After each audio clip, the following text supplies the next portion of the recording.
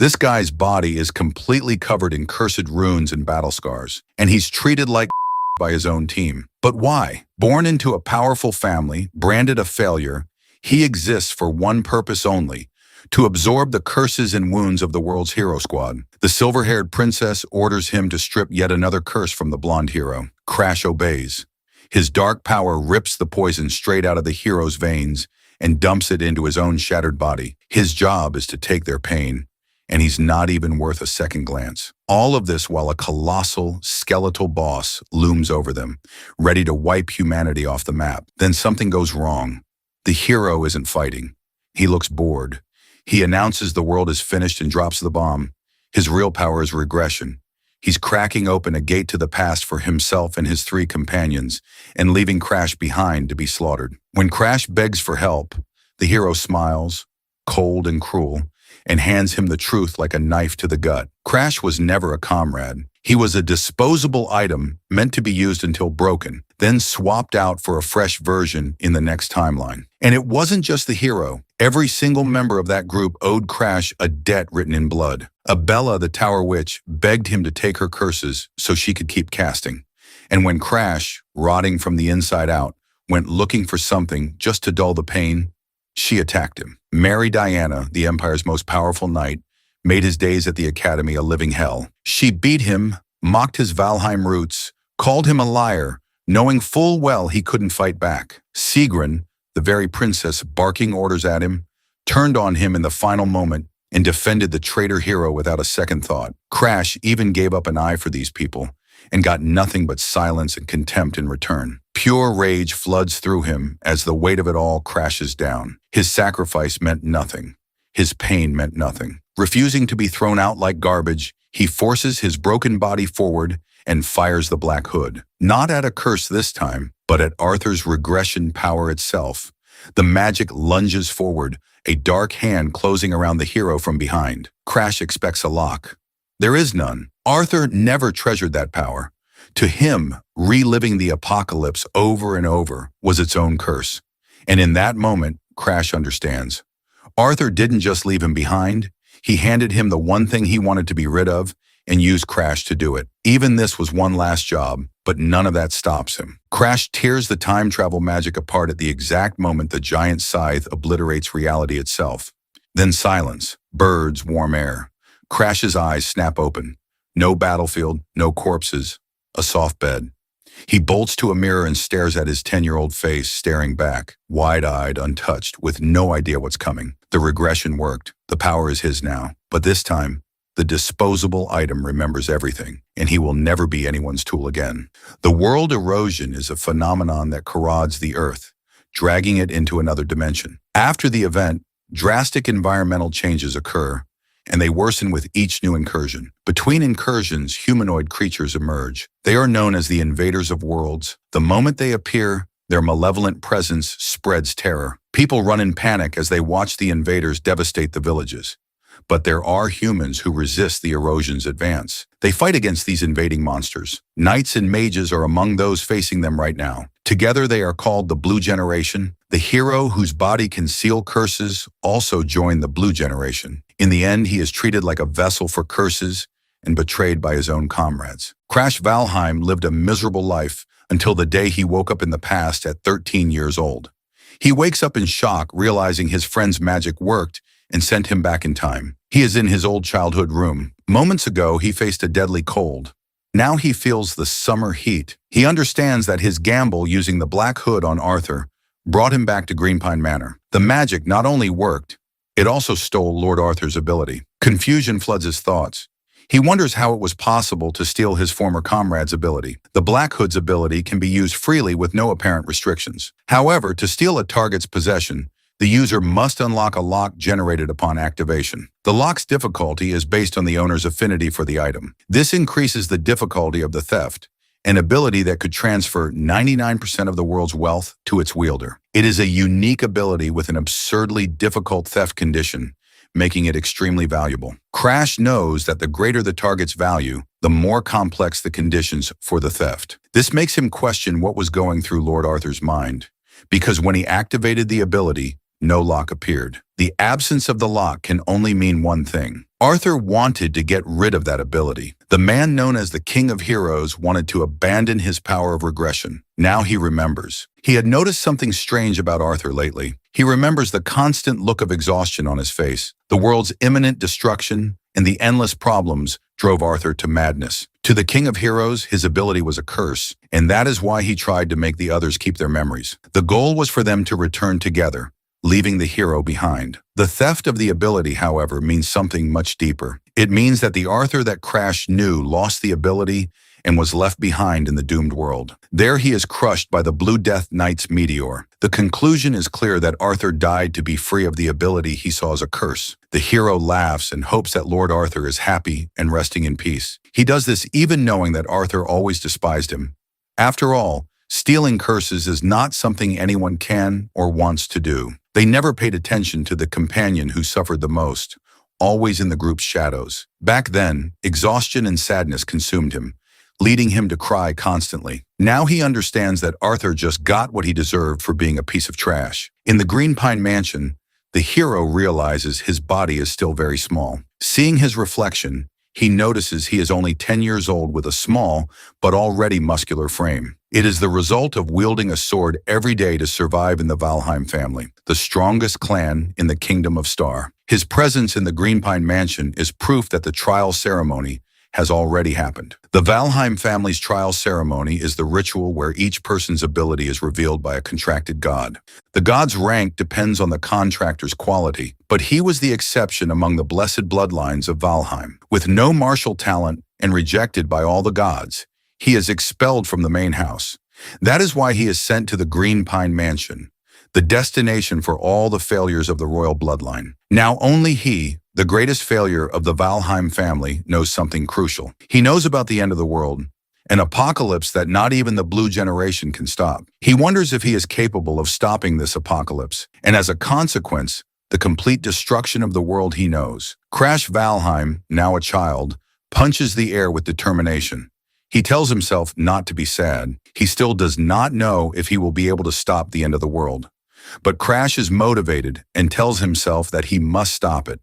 If the world ends, he will die with it. And so he has no choice. Immediately, he starts thinking about the first step to prevent the apocalypse. At that moment, Ariad, his butler, appears to serve the young master. The hero is immensely happy to see that old Ariad is alive. As the sole butler of the mansion, he asks if the young master needs anything. Ariad is the butler who cared for the failure known as Crash Valheim. However, the poison his brother gave him will be used on the butler, marking his first betrayal at 14 years old. A girl eliminates multiple enemies with a single swift strike. A powerful aura emanates from her body as she strikes down her opponents. The knights are in shock as a girl of only 15 has neutralized them all. She is the Sword Saint, Charlotte Valheim, Crash's older sister. Her talent is said to be a phenomenon that appears only once in a millennium. They know she is a genius from another bloodline, and that thanks to her, the Valheim family will never be extinguished. The one who says this is Belakanin, Crash's half-brother, who actually wants to eliminate this entire bloodline. Despite this, they consider Charlotte a huge risk, though they comment that her mother is decent. The conversation then turns to the useless failure of the Valheim family. Belakanin reveals his plan to eliminate Crash and communicates his intention to old Aliad. He argues that the butler's career was cut short because of Crash, offering a motive for the elimination. Belelowin proposes that Aliad give Crash a poison, and in return he will no longer have to worry about his daughter's treatment or money. The butler, however, hesitates as he raised young Master Crash as if he were his own son. Noticing the hesitation, the half-brother cuts him off with a new argument. He asks if he is really going to choose to save someone else's son instead of saving his own biological daughter. The weight of the choice makes the old butler, Aliad, reflect deeply. In the end, he concludes that he cannot save Crash over his own daughter. But in the past, events unfolded differently, and a young Crash trembles in fear. He cries as he sees Aliad on the ground, gravely wounded and spitting blood. The butler apologizes to the young master, confessing that his mission that day was to eliminate him. He confesses to this act even while considering the young master as precious as a son. In that instant, he makes the decision to die in the little boy's place. Crash is crushed by guilt over his butler's death. Iliad eats the poisoned steak in Crash's place, using the poison his brother gave him for the task. Now Crash approaches and asks the old butler when he intends to take that poison. Iliad is in shock at the question, as Crash knows he plans to poison him to save his own daughter. He states that sooner or later, the truth would come to light. Afraid of forcing him to make an impossible choice again, Crash demands that he stop feigning ignorance. He knows this order would never have been given if he were not considered the family's failure. Iliad expected Crash to cry with rage or feel guilty about his betrayal, but the young master's reaction is completely different from what the old butler expected. He asks the butler to follow him. They walk to the library and Iliad assumes the young master has come to study. The young master orders his butler to cut the wall. He states that the task will be easy as Iliad is the butler of the Valheim family. The butler takes a few steps forward. He prepares himself and draws his sword. His magical energy activates, preparing him for potential combat. Then he unleashes a strike that generates a powerful blast of wind. The attack destroys part of the wall with a clean and precise cut. Iliad is shocked to discover a secret passage in that location. As he watches the young master enter the passage, the butler notices something. Crash has become a completely different person. He now possesses the aura of a lord. The young man observes the secret location and memories begin to surface. Before, everything in this place was consumed by fire, but in this reality, he has reached the location before the fire. The butler asks the young master if he wants the chains on the door to be cut. Crash replies that he will not be able to, and decides to test the power of the Black Hood ability. The darkness advances toward the padlock on the door and begins to destroy it. In the end, the chains holding the door break completely. In that instant, his butler is shocked by the ability the young master used. Crash removes the padlock and Iliad asks if he has made a contract with a god. At this time in his life, he has not yet made such a contract. He then replies that the contract was made with an insignificant deity. The butler is confused when the young man asks him to report what happened in the library to his father until the day before. Young Crash's eyes seemed empty and lifeless. Suddenly, everything changed the moment he made a contract with a god. He imagines that the young master has obtained a powerful ability and remembers that he shares the same bloodline as his sister, the greatest genius of the Valheim family. Even if he is not on Charlotte Valheim's level, the butler believes he can become very strong. For this reason, he decides to understand what has happened to the young master. He tells the young master that he will not report anything about the incident. Crash then understands a side effect of his regression to the past. His actions, different from before, have caused a change in Iliad. The Iliad who betrayed him now exists only in his memories. He thinks about Arthur's suffering and the possibility of having gotten rid of that ability. He plans to cure the butler's daughter's illness to earn his loyalty, increasing the number of pawns in his new life. His rude and impolite demeanor is a facade, a calculated act for the moment he cures the butler's daughter. But for now, the secret library is his only priority. As he opens the doors, a powerful purple light floods his vision. The shock is immediate, and his eyes widen at the scene.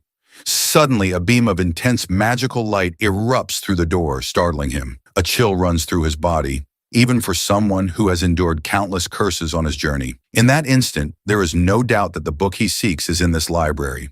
His eyes are drawn to an intense light emanating from one of the shelves. And finally, he finds the book he has been looking for all this time.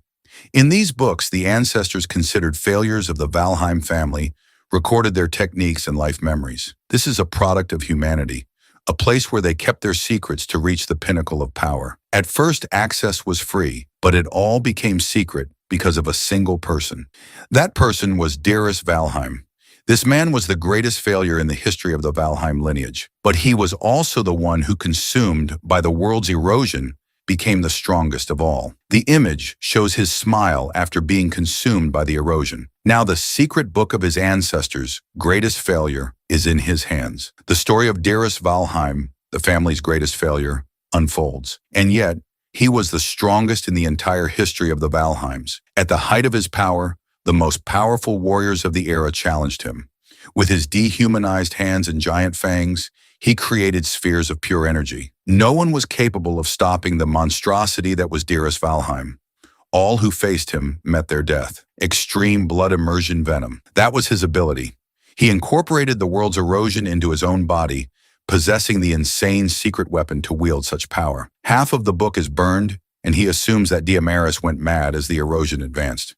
He remembers when he was struck by the curse of erosion, weakening it with the Black Hood and compensating with other curses. If the same principle applies to the devastation caused by the extreme blood immersion venom, and if he steals a curse that controls this advance, then he can acquire the strength of the erosion like Dearest, but without going mad from the consequences. In this way, he can become as strong as Dearest. Confidence grows within him as the plan to control the venom and avoid insanity seems possible. Crash makes a request to his butler, Aliad. He orders that no one is allowed to enter the Green Pine Mansion. The butler obeys and leaves the library. Aliad intends to repay the young master's favor, and that is why he refuses Belliconen's offer. Belliconen is enraged by the refusal, especially when Aliad states that his true master is the young Crash Valheim. Belliconen's fury grows as he thinks about such a failure in the family, and even Charlotte's genius irritates him, all because her bloodline became an obstacle in his path. If it were not for her, both he and Lise would have kept their positions in the direct bloodline. The memory consumes him with rage. He lets out a scream and his butler approaches to ask if he needs anything. Belliconen orders the butler to go to the Green Pine Mansion,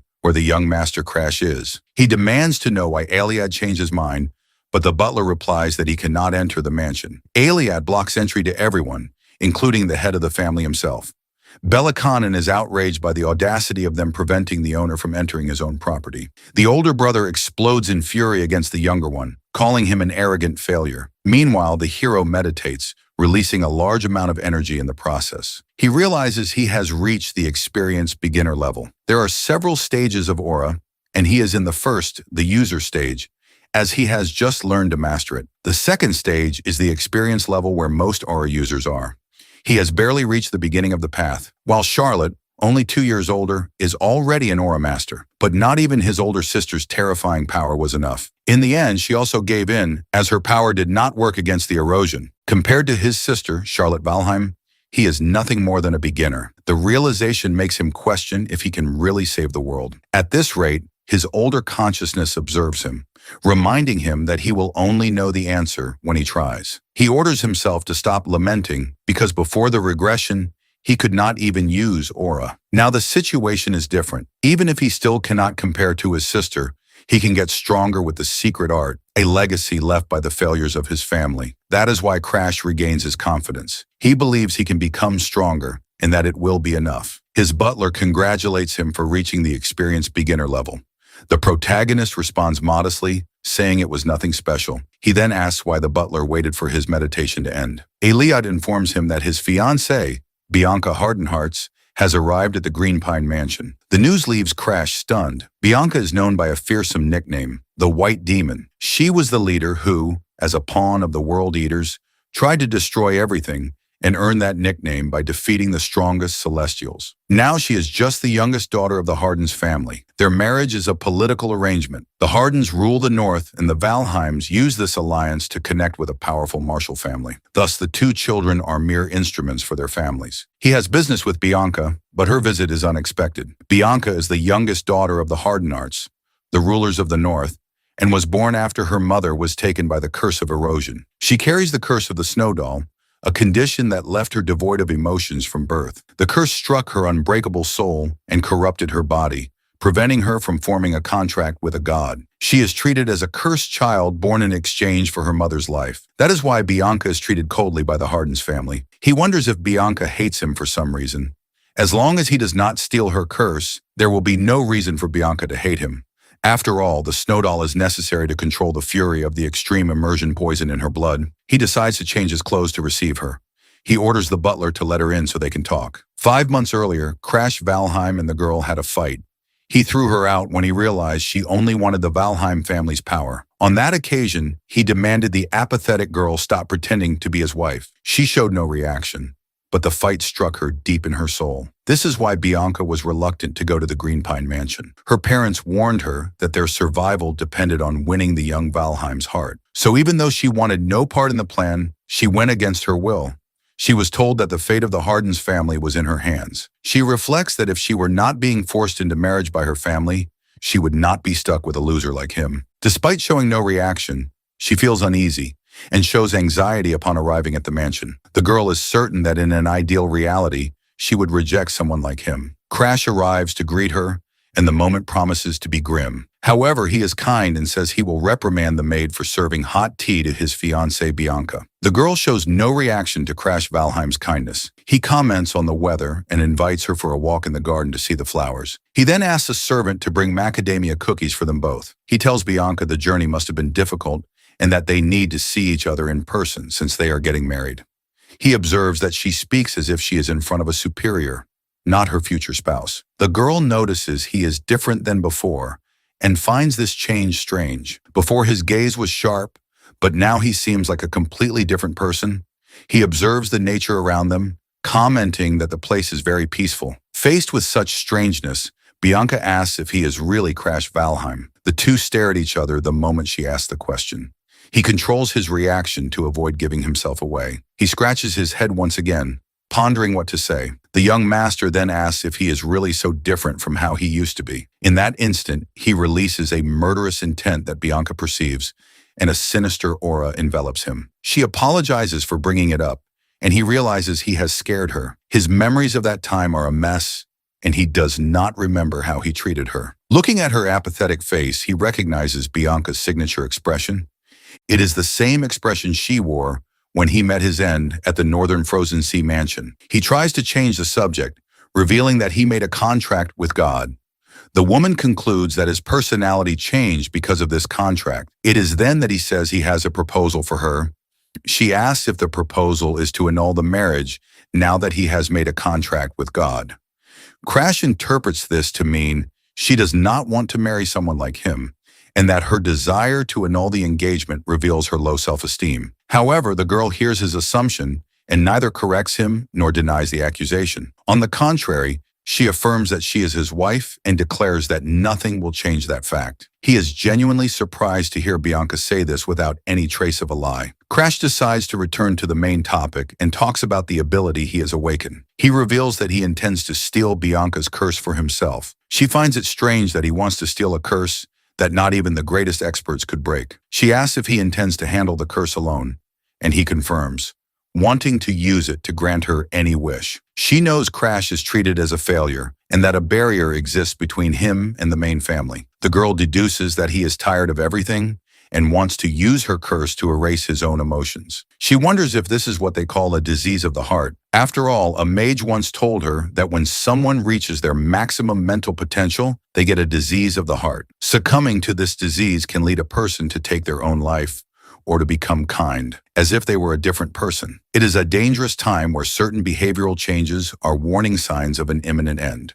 The mage warned her that if she ever met someone like that, she should stay by their side. In response, she holds Crash Valheim's hand and affirms that everything will be all right. She adds that he needs to learn to control his emotions without relying on the curse. She promises to visit him regularly, perhaps even live near him, and he is astonished as he thought she hated him and rejected the marriage.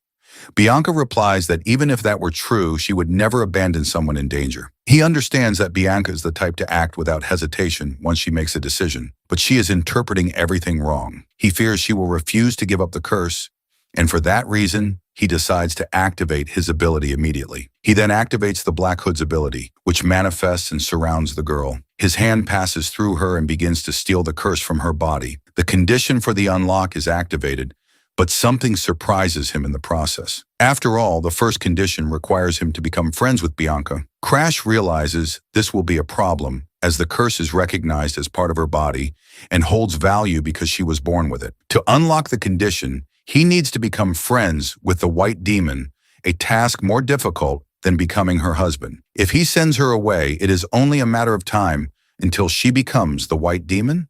So keeping her close is the best option at this moment. Following Bianca's suggestion is the best method, and he welcomes the opportunity to see his wife regularly. Then the girl says she will first confirm with her father if she can live near the hero. She says goodbye, and Crash calculates he will have a month until her return, time he will use to read all the books on secret arts. The next day inside the Green Pine Mansion, something happens. Bianca is back to the hero's complete surprise. She announces that she will live with him in the mansion starting today, and that she expects to be well taken care of. The hero is in shock at the news that he will be living with the girl. The hero begins to awaken. He slowly opens his eyes. He then notices that the girl is sleeping by his side. He wonders if Bianca decided to sleep by his side again. He thinks that if a visitor saw them like that, they would misunderstand the situation. She wakes up, wishes him a good morning, and asks what he is doing there. The protagonist asks Bianca the same question. Afterward, he begins his long and habitual meditation routine. As he stops to think, he realizes that months have passed since Bianca came to live with him.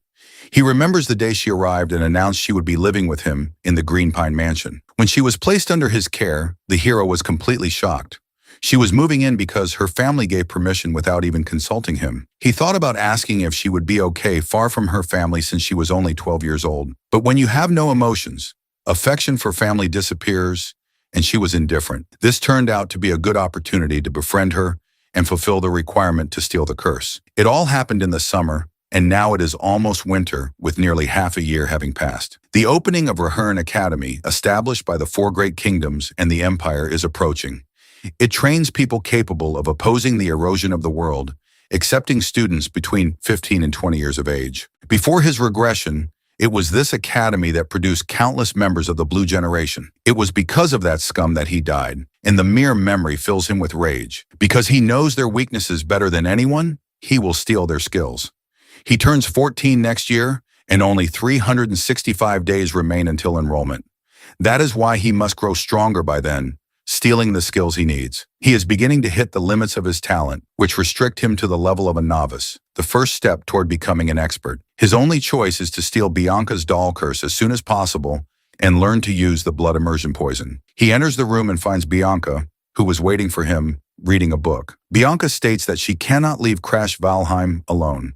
She follows him everywhere, as if he were a helpless chick. He wonders when she will finally see him as a friend, which is necessary to meet the condition for stealing the curse. Crash considers asking her out, hoping to build the necessary affinity. At that very moment, his butler informs him that an invitation from the Starlight Sanctuary has just arrived. The Starlight Sanctuary is an annual gathering for the youth of the Star Kingdom, an event for socializing and forging connections. He vaguely recalls the event and thanks Aliad for the explanation. Because he was confined to the Green Pine Mansion before his regression, his memories of the event are hazy. Despite this, he accepts the invitation. He suspects a certain person will be there and decides to go. Also, to keep the promise he made to his butler. He announces that he will go to the Starlight Sanctuary with Bianca and asks Aliad to notify the necessary people.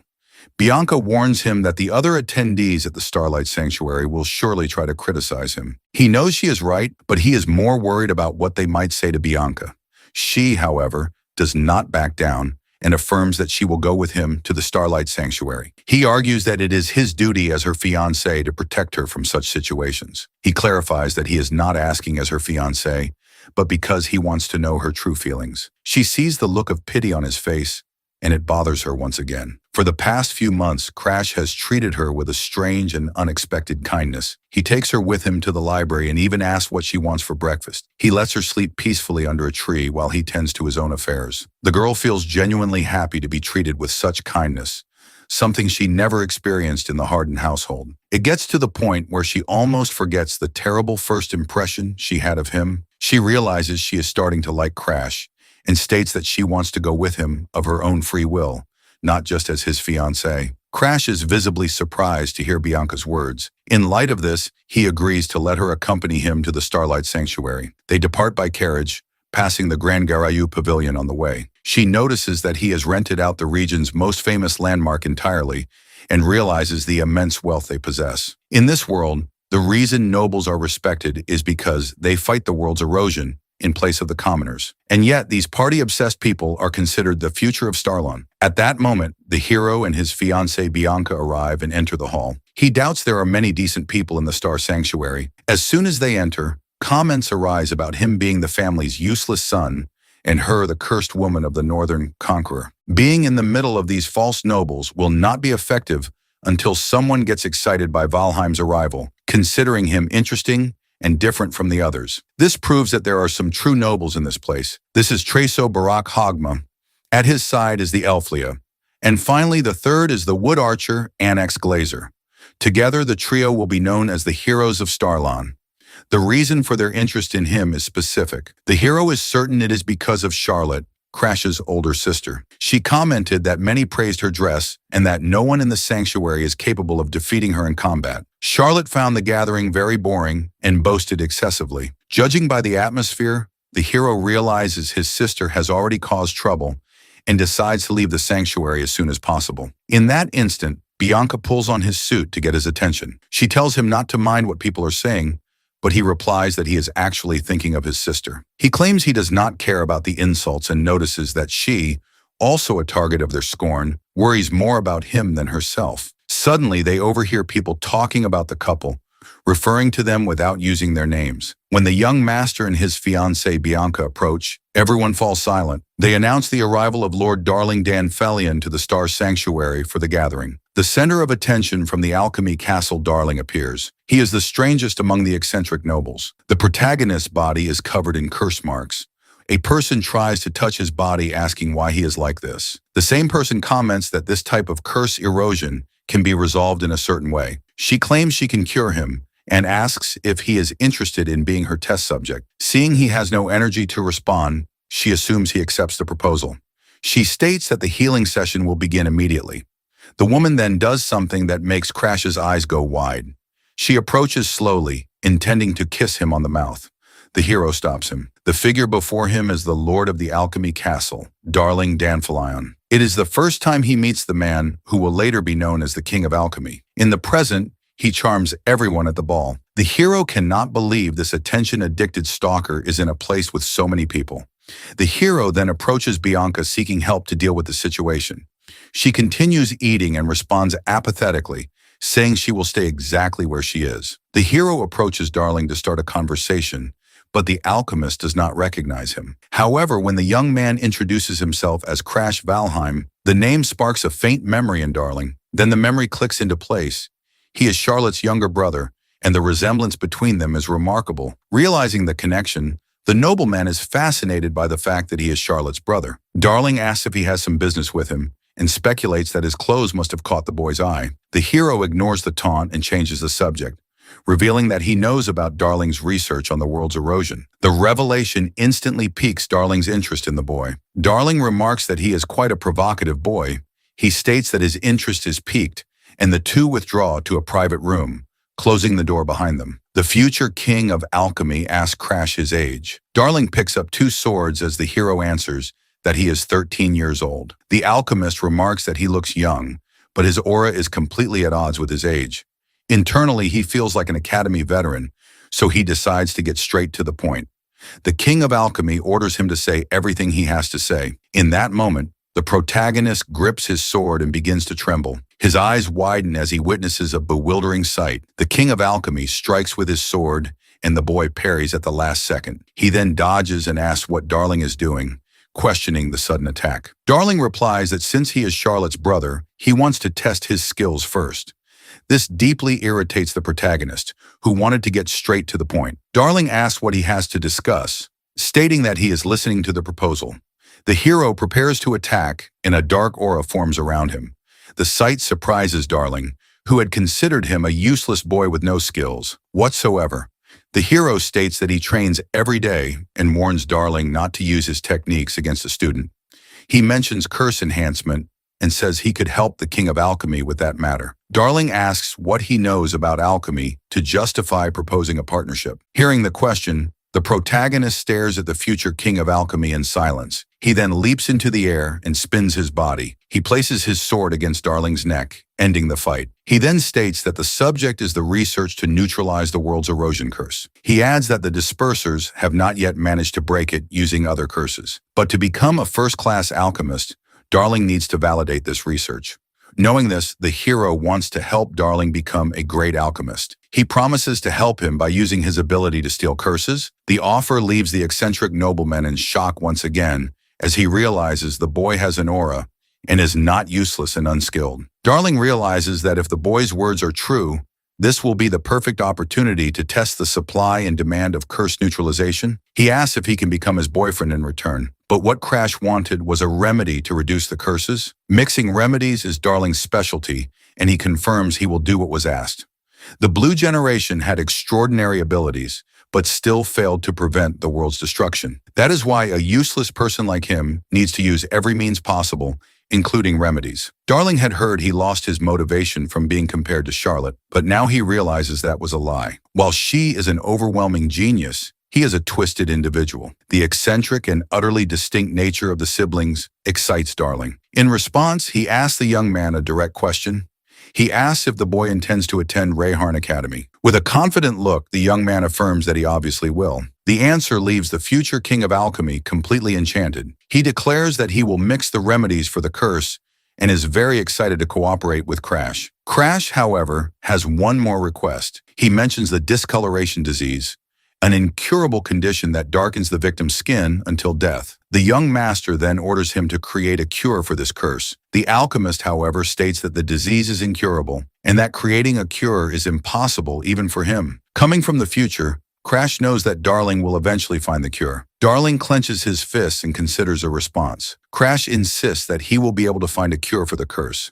Darling replies that the insistence wounds his pride a little. Despite this, the two shake hands and seal their promise. Crash asks that the remedy be sent to the Green Pine Mansion, and Darling promises to deliver it in person. He cannot stop thinking about how deeply Crash loves his sister Charlotte. Darling then confesses that the spot by his side is vacant and that he would like to be his boyfriend. He admits the boy is still a child, but confesses that he also likes men. Hearing the alchemist's confession, the young man becomes visibly frightened. He starts running the instant the king of alchemy declares him his future lover. Crash remembers that Darling was the exact same type of man in his previous life. Back at the sanctuary, he notices a crowd forming a circle around some kind of scene.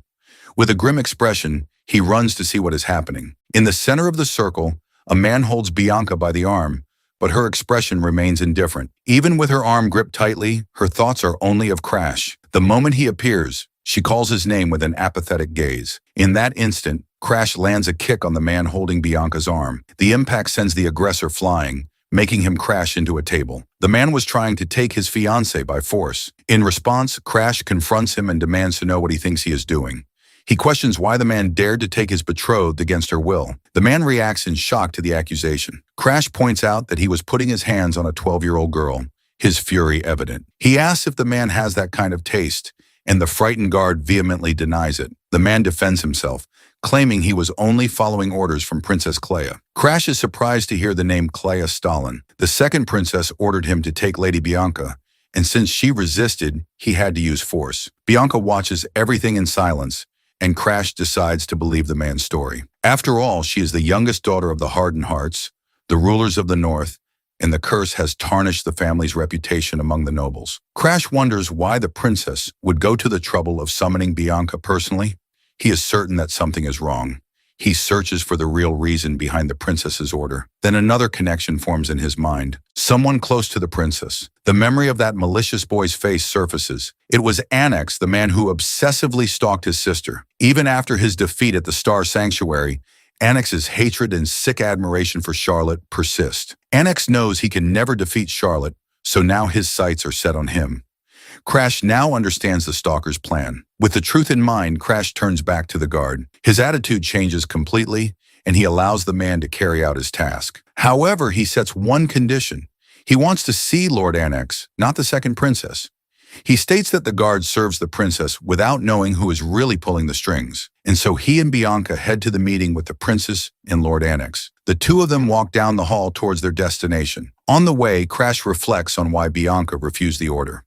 He is able to unravel the plot because he has lived through all this before. But Bianca, at only 12 years old, should not be able to sense the danger. He then asks his fiancée why she disobeyed the princess's summons. She replies that she was only obeying his order to wait in that spot. Crash Valheim smiles, realizing the girl's total innocence. He pats her head and tells her she did a good job.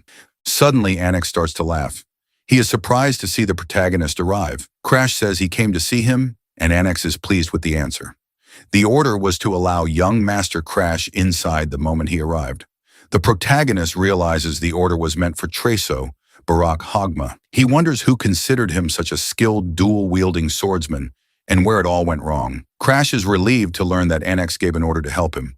Annex is curious about Crash Valheim and wants to fight him. Crash fought Charlotte even though it is forbidden in the sanctuary, and that is why Annex believes facing him will be easy. Although both are experts, Annex's level is higher and his battle sense is unpredictable, making it impossible for Crash to read his movements. Before facing Annex, Crash wants to avoid a confrontation with this man. But seeing the look in Tresso's eyes, he knows his opponent will not give up the fight so easily. Tresso clenches his fists, concentrating his mana for a powerful punch. The massive blow hurtles toward Crash, who dodges and prepares a counterattack. He slides to evade Tresso's attack. Tresso performs an acrobatic flip to dodge the protagonist's strike. Crash gets back on his feet, ready for another attack.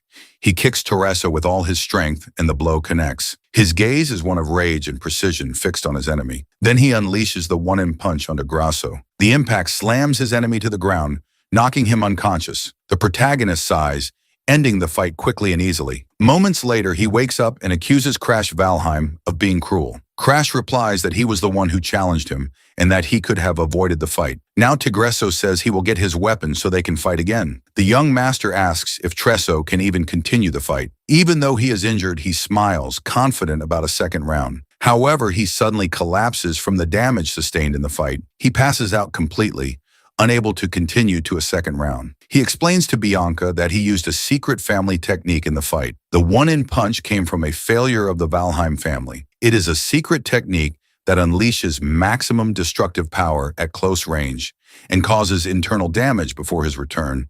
It was the only technique he managed to salvage from the burning mansion. Thanks to it, he survived countless life or death situations. He used his best technique, and he knows Tresso will not be getting up for a long time. He says they can now enter the hall since their opponent will no longer be in the way. They open the door ready to face their targets. They find a man and a woman leaning on the balcony of the sanctuary. Someone approaches and calls for Baal. The man finds it hilarious that they managed to defeat Barak Hagma. Crash knows that Annex used the second princess to lure him to this location. He realizes Annex is not here for her, but came directly for him. Annex concludes the rumors are false since Crash figured it all out on his own. Crash challenges him to a duel and declares there will be a consequence if he loses. He states that the rumors will change after this fight because he intends to steal his ability. If the rumors call him a failure, then defeating him today will change that story. Annex Glazer watches Crash as he speaks. They were together from the academy to the Blue Generation. In his past life, they were old friends. They went through many trials together, but that friendship only existed because Crash was useful to Glazer. And that usefulness was revealed for the worst possible reason. The moment came when everyone in their group died, leaving Crash in complete despair. He begged Annex Glazer for help. Annex knew that if anyone found out the trap was his fault, he would lose his place in the Blue Generation. Crash said that if he was the only one to survive, no one would have to know the truth. He argued that the internal power struggles were complicated and that Annex would be expelled because of a single incident. Upon hearing all that, Annex made his decision because he did not want to be expelled. He would blame it all on Crash since everyone hated him, and the truth about the incident would be forgotten. In response, Annex thanked Crash for being his friend until the end. Crash was hanging from the edge of a cliff, blind with rage against Glazer. He screamed that he had only been with Annex from the start because of Charlotte, and that the tragedy happened because he was distracted by his desire to marry her. Glazer retorted that this was the exact reason he hated Crash Valheim. He accused him of having no talent, but possessing a sharp intuition that always got in his way. And since Charlotte was getting married, their relationship would end that day. Annex said that maybe this was for the best for both of them. After all, Charlotte would not want a funeral on her wedding day. Crash's strength gave out, and he let go of the rock he was holding. As his body fell from the cliff, he wondered if his life would end like this until someone grabbed his hand. It was Arthur, and the two of them ended up on the same team. However, that was the beginning of an even bigger catastrophe. After that, Annex was expelled from the Blue Generation because of Arthur's testimony, and in his desperation, he tried to marry the princess. Back in the present, Annex comments that Crash's face and way of speaking are identical to Charlotte's. Hearing this enrages the hero as he remembers the past and sees that his enemy has not changed at all. He orders Annex not to speak his sister's name so casually. With power concentrated in his hands, he charges toward the enemy. He declares that just like his sister, he never runs from a fight and always goes on the attack. Annex Glazer shows no reaction. A tree erupts from the ground to block his punch. The hero grabs the branch, preparing an acrobatic move. He then vaults onto the branch to launch another attack, but the branch beneath his feet begins to break apart. It coils around his ankle as if it were alive. Then the tree root grabs him by the foot and hurls him away. He slams into the ground and more branches instantly erupt to pin him down. He finally breaks free from the branches and takes a fighting stance once more. But exhaustion begins to set in just as he predicted. This is a difficult fight. Annex asks if that is all he has and suggests he use a weapon against the Glazer family's secret technique, the celestial wood style. He combines his recovery ability to manipulate various plants, reinforcing them with his aura. The hero picks up a piece of wood and asks if this is the weapon he wanted. He declares he will fight using the same kind of branch his opponent is so fond of. Glazer is insulted by young Master Valheim's attitude. He challenges him to block his Ru attacks with nothing but that small branch. In that instant, the boy rushes forward, dodging every attack with apparent ease. His agility surprises Glazer, who watches him evade every strike. It would make sense if he were a genius like Charlotte, but he is just the family failure. Glazer wonders if he has awakened the mind's eye to Crash. He is no different from any other enemy, and that is his greatest advantage, because in his past life, he saw these same skills until he was sick of them. He knows that Annex is easily distracted whenever he thinks about Charlotte. Taking advantage of a moment of silence, the hero realizes his opponent is thinking about Charlotte again. In response, Annex uses his magic to summon an enormous tree trunk for his next attack. The hero shields his face from the cloud of dust rushing toward him. Annex uses the fifth form of the celestial wood style to create a monster, the wooden giant. He warns that the fight is about to get harder and tells his opponent to be careful. The princess watches and says that Annex should not have done that. After all, if young Master Crash takes a direct hit, there will be a serious problem. As she fears the irreversible consequences, the wooden giant readies a punch aimed at the boy. The hero, however, shows no fear. He already seems to have a plan to deal with the threat. Among the books in the mansion's library, there is a tiny secret manual. Its author and ancestor of the family was a man with no talent who wielded his sword until the age of 80, repeating the same training infinitely. The manual written in his final years is short and describes swinging practices and a technique that requires total unity between the swordsman and the sword. However, having faced similar situations many times because of his curse, he understands the ancestor's secret technique. He and the sword become one, and he swings it in a single motion. In that strike, he accesses a specific dimension and delivers a clean cut that eliminates the wooden giant. He defeats the monster using only a branch, not a sword. The princess is in complete shock at the scene. Annex Glazer also cannot believe what he sees. Our hero emerges from the smoke, drawing his opponent's attention. He throws the branch on the ground and warns him not to be so arrogant next time. However, our hero is also exhausted after eliminating the wooden giant. His plan was to hold back just enough to make stealing the skill easier, but he used all his strength and now he cannot move a muscle or even speak. Bianca then appears, hugs him, and says she will help Crash. She presses hard on his chest as if trying to stop him from choking. At this rate, Crash will die, and the others ask her to stop. A man then puts him on his back and takes him to the infirmary. Everyone in the hall erupts into commotion upon realizing he defeated Annex in combat. Rumors spread quickly about the family's good-for-nothing who defeated a noble. No one had planned for something of this magnitude, and the boy will become a celebrity when he wakes up. Besides, something interesting also happened during the fight. Annex's expression worries him, giving him a bad feeling that something is about to happen. The King of Alchemy then states that he cannot die before helping with his research. Our hero wakes up and a while later returns to his training. A week passes since his return from the Star Sanctuary. He recovers from the damage of the sword, aware that his condition would be worse than Annex's if he had used it any longer. If he had not passed out, he could have finished the preparations to steal his opponent's ability. And Crash has two ways in mind to do this. The first method is to unlock the Black Hood's padlock, and the second is to induce the opponent. The method he intends to use is the second one. This method is considered easy, as long as one can overwhelmingly defeat the opponent. Since the wooden giant fell with a single attack, the doubt Annex feels spreads like waves. Losing to the worthless man he despised makes him doubt his own abilities. Even if it takes time, his recovery ability will eventually belong to Crash. This is because he intends to train every day for the next year until the academy to overcome his genes. In that instant, his butler appears to address the young master. He informs him that Belikanin, his older brother, has just arrived at the Green Pine Mansion. Unable to ignore his presence any longer, he allows his brother to enter the mansion. Bianca offers him a glass of water after his intense training. She also comments on the smell of his sweat. He knows that impurities are expelled when expanding his aura, and he did not even notice the foul smell. She asks if he should not take a bath before meeting his brother. Faced with his refusal, she asks him to stay away because of the odor. He asks if she is giving orders to her own fiancé. He realizes how much Bianca has grown after the recent events. Then she starts running away from him, which surprises him.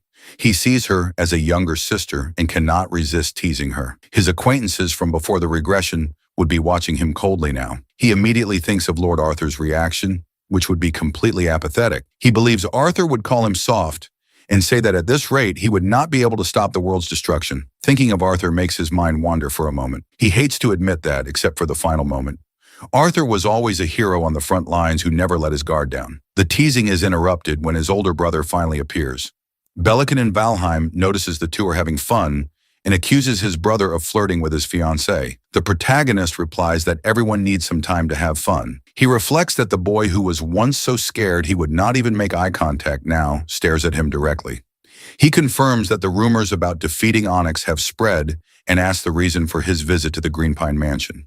He replies that he heard the academy will accept students based on exam results instead of status. In response, the protagonist states that his brother should start preparing. Insulted, Bellican realizes the boy is deliberately provoking him. Even the strongest empire in the world fears the Valheim family and does not dare to attack the kingdom of Strion. His family is on a completely different level from the other noble houses, and he is a direct descendant. He finds it absurd that his brother tells him to prepare for the exams and is unimpressed by the victory against Onyx. He replies that it is natural for a commoner to worry about what can be gained at the academy. Seeing that his brother does not react with offense, he asks what kind of attitude this is. He reveals that he came to the Green Pine Mansion to deliver an order to his younger brother. The order is to stop the world erosion that occurred on Mount Gerlach. The young man argues that he is only 15, but his brother replies that he will accompany him as a guardian and tells him not to be afraid. He realizes his brother wants to test his strength and keep him under control, and so he agrees to go along. He is more accustomed to fighting the corrosion than to living a peaceful life. Even if it is a trap, he has a plan. He informs Bianca that he will be away to handle the corrosion mission and asks her not to follow him. She replies that she will not follow him and calmly obeys. She comments that it is absurd to send a 13-year-old child to handle this type of mission. Upon hearing the words of the cursed princess, his older brother complains. He protects his fiancée, saying that his brother should not take the words of a 12-year-old child seriously. This statement directly insults his brother's intelligence. The brother reacts with fury to his words. He turns his back and leaves, offended by his younger brother's provocation. Then he tells Bianca that she did a good job, even without knowing exactly what she did. He adds that even without understanding, the lady will be happy with the result. As he strokes his fiancée's head, she asks him not to faint again. He picks up his weapon and states that he is leaving for the mission alongside his brother. The world corrosion is a phenomenon where the world is invaded by another dimension, causing new species to emerge. Over time, drastic changes occur in the environment and the corrosion expands. This results in entire areas transforming into otherworldly landscapes like Mount Gerlach, which rotted. The area is classified as a 3-star corrosion, and the purification team reports that the work will begin after the boss is defeated. The 3-star level is a challenge that would trouble even an experienced Order of Knights. Despite appearances, Bellican is a Hyel expert, capable of defeating the boss of the corrupted zone with ease. At this moment, however, he makes a request to his brother, Crash. He says that he brought him here so that he, a low-level specialist, can gain some experience. Crash pretends to believe him, but he knows his brother has a hidden motive. The reason he followed him, even while aware of the pressure being applied, is to test a temporary solution for his own power surges. In that instant,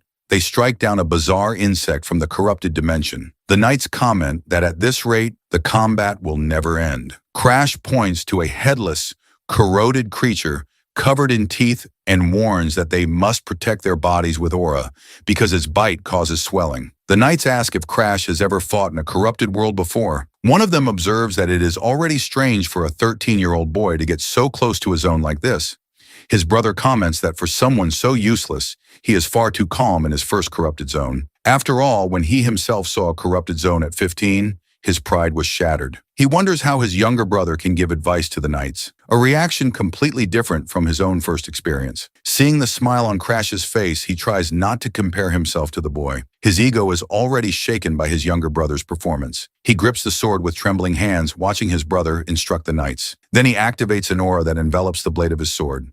A specific hypothesis forms in his mind. He fears that Crash, just like Charlotte, grows to surpass him. In that scenario, Belkanin becomes the useless one of Valheim, a fate he refuses to accept. In that instant, he charges forward and attacks some nearby monsters. He warns that they are approaching the boss area and then steps into a red mist. Belkanin comments that they are lucky as the situation seems easier than his first time with no other corrupted species besides the boss. The hero retorts that this is all the more reason to keep their guard up as the situation is too strange. He suspects there must be a 3-star boss powerful enough to maintain all the corrosion by itself. His brother orders the knights not to be scared or shaken by the child's words. He claims that it is just a 3-star boss and that they will finish this to return as quickly as possible. The hero tries to focus on the task until a vision leaves him completely paralyzed. Thanks to the extreme immersion poison in his blood, he can see the energy of the corrupted world more clearly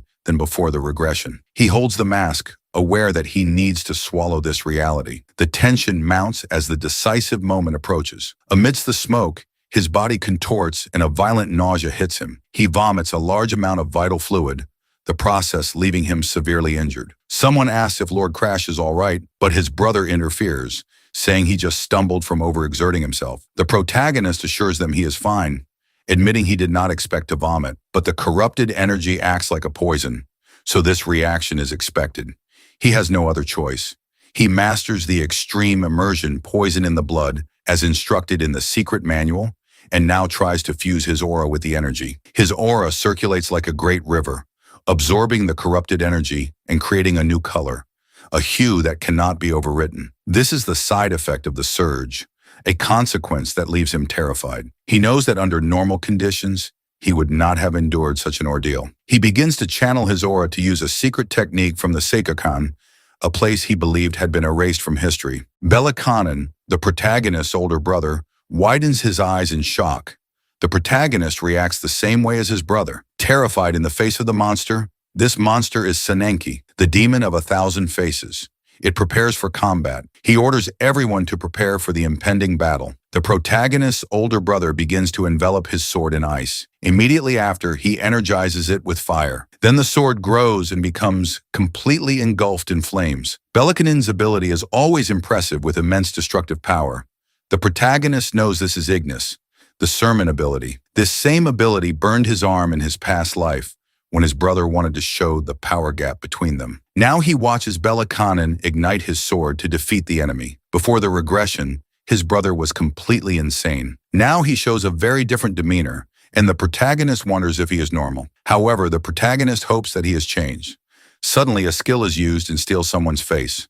One of the knights comments that it is a curse that erases faces. He adds that even the most experienced have trouble against those 8 arms. If the situation has come to this, the only choice is to flee. But the protagonist's older brother disagrees and orders them to fight. He unleashes a flaming slash against the creature they face in combat. The creature starts to catch fire, and its many faces express the monster's agony. Then the creature falls to the ground after receiving the powerful flaming strike.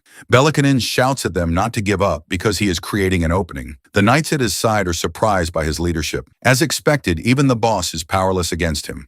The protagonist wonders if someone has died since he cannot find him anywhere. He realizes his brother's gaze is fixed on the 1,000-faced demon, not on him. His older brother is completely focused on the area boss. At this critical moment, a vital fluid pours from the monster's eyes like tears.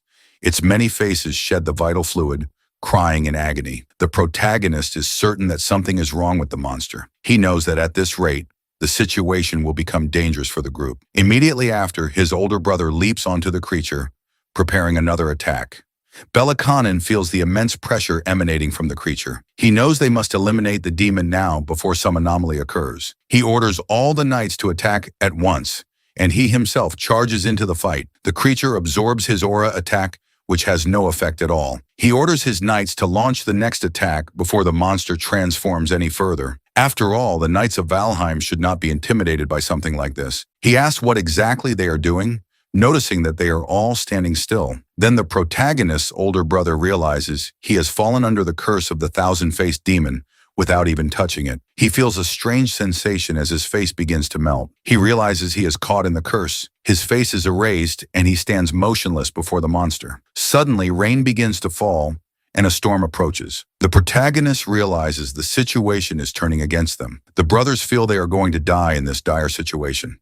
He is certain that at this rate, his end is all that awaits. The thousand-faced demon is nearby and he wonders how far they have come. The conclusion is that they have walked for a long time without reaching the outside, which means the world corrosion is an enclosed space. He thinks they cannot leave unless they defeat the demon. The thought that this is his end begins to take hold of him. He has visions of Charlotte who speaks to him. She advises Belikanin on how he can survive. He tries to flee from the creature which pursues him with full force. He is terrified by the creature's size and its obvious level of danger. He draws his sword and imbues it with a flaming aura to face the demon. He smashes his sword against the creature's immense hand, starting a clash of brute force. At that moment, the rain grows heavier. It falls without end, soaking the entire area. He falls to the ground, overcome with despair. The damage from the battle hinders his recovery, but his brother drags him by the legs to pull them out of the danger zone. In the distance, they watch the knights still fighting the thousand-faced demon. Belikanin wants to go back and help, but right now they are in no condition to fight. He reflects on the battle and the immense strength of the enemy they face. After the difficult fight against the monster, his brother retrieves his sword. Belikanin grinds his teeth, hopeless in the face of the corrosion that surrounds them. Seeing the monsters all around, he feels they will not make it out alive. He is certain that at this rate the end is all that awaits them. With the thousand-faced demon nearby, he asks how far they still are from the exit. His brother replies they have walked for a long time without finding a way out, suggesting the world corrosion is an enclosed space. He concludes they cannot escape unless they defeat the demon. But in that instant, Crash Valheim reveals he has a way to win this fight. His brother says he has a secret technique that Charlotte taught him. This same secret technique is how he was able to fight Annex of the Star Sanctuary. Apparently, Charlotte had special feelings for the brothers, perhaps from the very beginning. Belikanin asks his younger brother if he can really defeat the demon with this technique. Instead of just avoiding the enemy and wandering lost through the corrupted area, they decide to take the risk. He understands his brother's doubt, but still extends a hand to help him. He then asks his brother if he trusts their sister's ability. Belikanin replies that Charlotte is a genius, and so he trusts her ability. But if they fail, it will be the end for both brothers. Crash smiles and declares that there is no way he will fail. They stand in a terrible place, ravaged by the world corrosion. The two brothers await the demon's approach. He asks his brother if the Ignis ability is ready. His brother confirms and says they will begin the plan. Crash rises and steadies his stance. A powerful aura emanates from him, completely enveloping his body. He closes his eyes and concentrates to activate the ability. Belikanin is stunned as he witnesses his younger brother's mature aura. Crash Valheim's sword expands, continuously releasing energy. His brother wonders what kind of focus this is, what kind of aura surrounds him. He has never seen such a pure aura before. He hesitated when Charlotte asked to add the flames of Ignis to her secret technique. Despite all his practice, he never mastered that aura, but his brother somehow did. Crash asks for some of his brother's Ignis, and he complies. He hands over his fire magic, concentrating the power at the tip of the sword. Crash is engulfed by his brother's Ignis magic, and his body is covered in flames. His sword also grows, its blade consumed by embers. He then points out a problem to his brother. He says he cannot maintain the technique for long and asks his brother to buy him time. His brother watches the flames burning with an intensity he himself could never achieve. With that sword, he can likely defeat the demon of 1,000 faces. He remembers how he lost his subordinates in an instant, and how he could only run for his life. If Crash defeats the demon, it will mean something. It means he is weaker than the Valheim family's failure. Crash needs just one strike to end the demon. He prepares the strike, his sword breathed in the flames of his brother's Ignis. He unleashes the attack perfectly right before Belikanin's very eyes. It is a single strike meant to defeat the monster cleanly. As Belikanin watches the scene, he is left in shock. The creature is engulfed in flames, and with a single strike, The boy finishes it. With the creature's death, the raging storm ceases and the sky begins to shine again. Seeing the sun, Crash calls out to his older brother.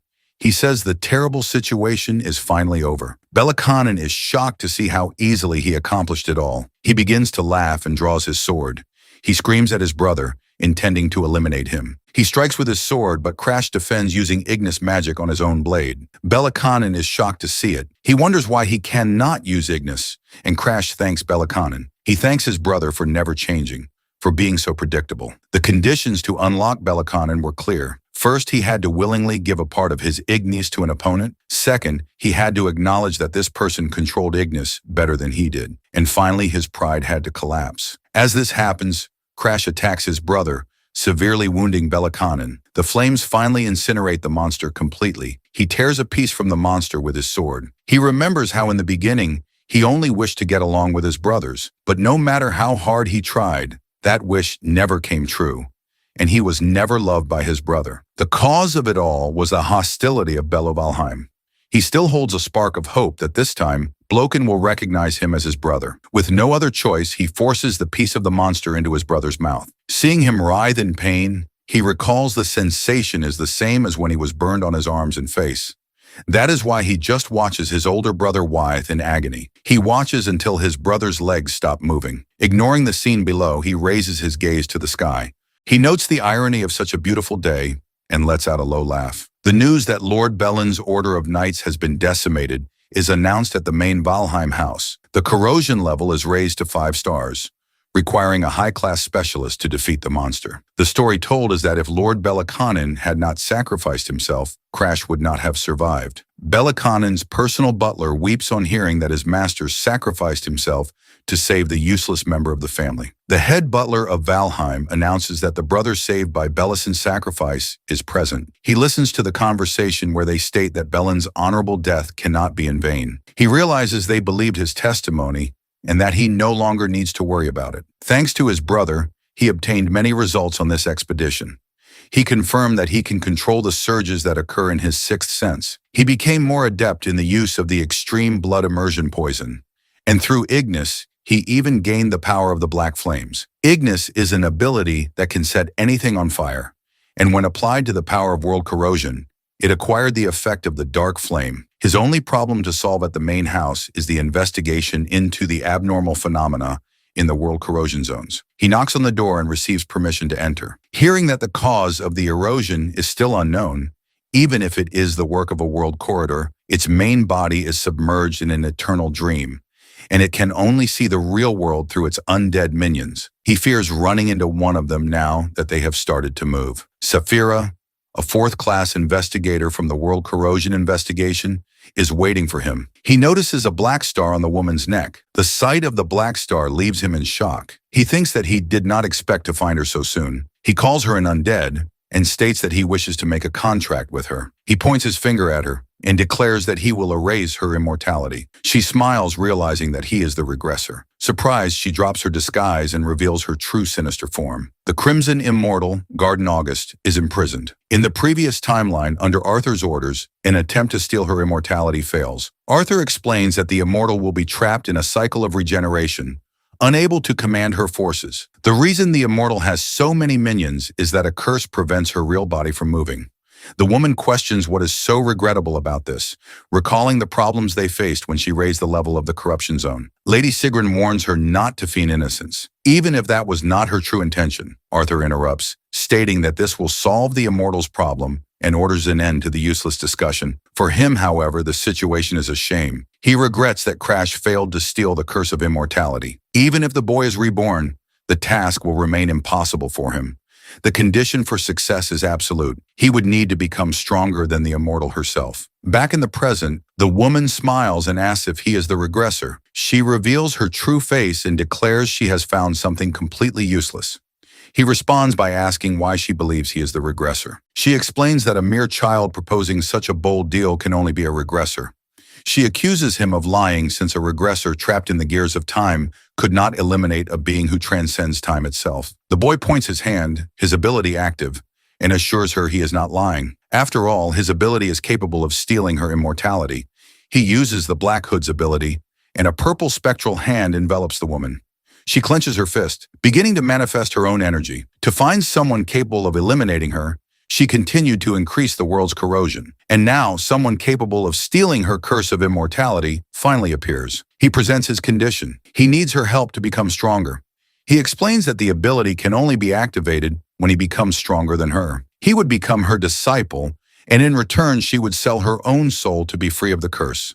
Crimson Garden. August promises to make him the strongest man in the world and accepts the deal. It is absurd to be dominated this way by her aura alone, without her true body present. Crimson Garden is powerful enough to rival Arthur and his strongest subordinates. Even if he must borrow the power of a corruptor, he needs to stop the corrosion that annihilates the world. In this life, the regression ability has returned to Arthur, making it impossible for him to regress again by his own will. If the world is destroyed again in this life, his own existence will disappear. That is why from now on, he and the Crimson Immortal will work together. When he calls her Crim, the woman reacts with surprise. She says his name, Crash, out loud. She places her hand on his head and orders him to call her master. With that settled, he finally sets off for his home. He explains that he came to this place many years ago, but he does not live here anymore. Valkyrie, the Lady of Valheim of the Direct Order of Knights, appears, and he can barely recall his own parents' faces. His mother explains that she did not reveal herself at the Pine Mansion, but became interested after hearing rumors about his changes. She introduces herself as his mother. She informs him that the Lord of the House wanted to see him immediately upon returning from the Forbidden Domain. His father traveled to a demigod's realm and through the stars sent something related to his son. For that reason, Arya instructs him to remain at the main house until his father returns. He refuses to waste time at the main house because his fiancée Bianca is waiting for him. He says he will return when his father arrives and calls for him, a response that surprises his mother. Through the window, she watches him leave. She reflects that maybe his father can see him in person, and so he takes a carriage and arrives in a village. The journey continues along a simple dirt road. He feels free, believing he will not have to return to the House of Valheim for some time. The woman calls him an ill-mannered disciple and demands he open the door for her. Seeing her in the form of a red tree, he comments that the color is too conspicuous. In response, she transforms into a black crow and says she will change her color as many times as needed. She teases him, saying she is now a black crow, the same color as his eyes. She reveals that her true body cannot move and calls him a foolish regressor. He is an incomplete regressor using the ability of the true Arthur, but he keeps this secret from Crim. Finally, they arrive at the Green Pine Mansion. He warns Crim to be nice to a white chick who lives in the mansion.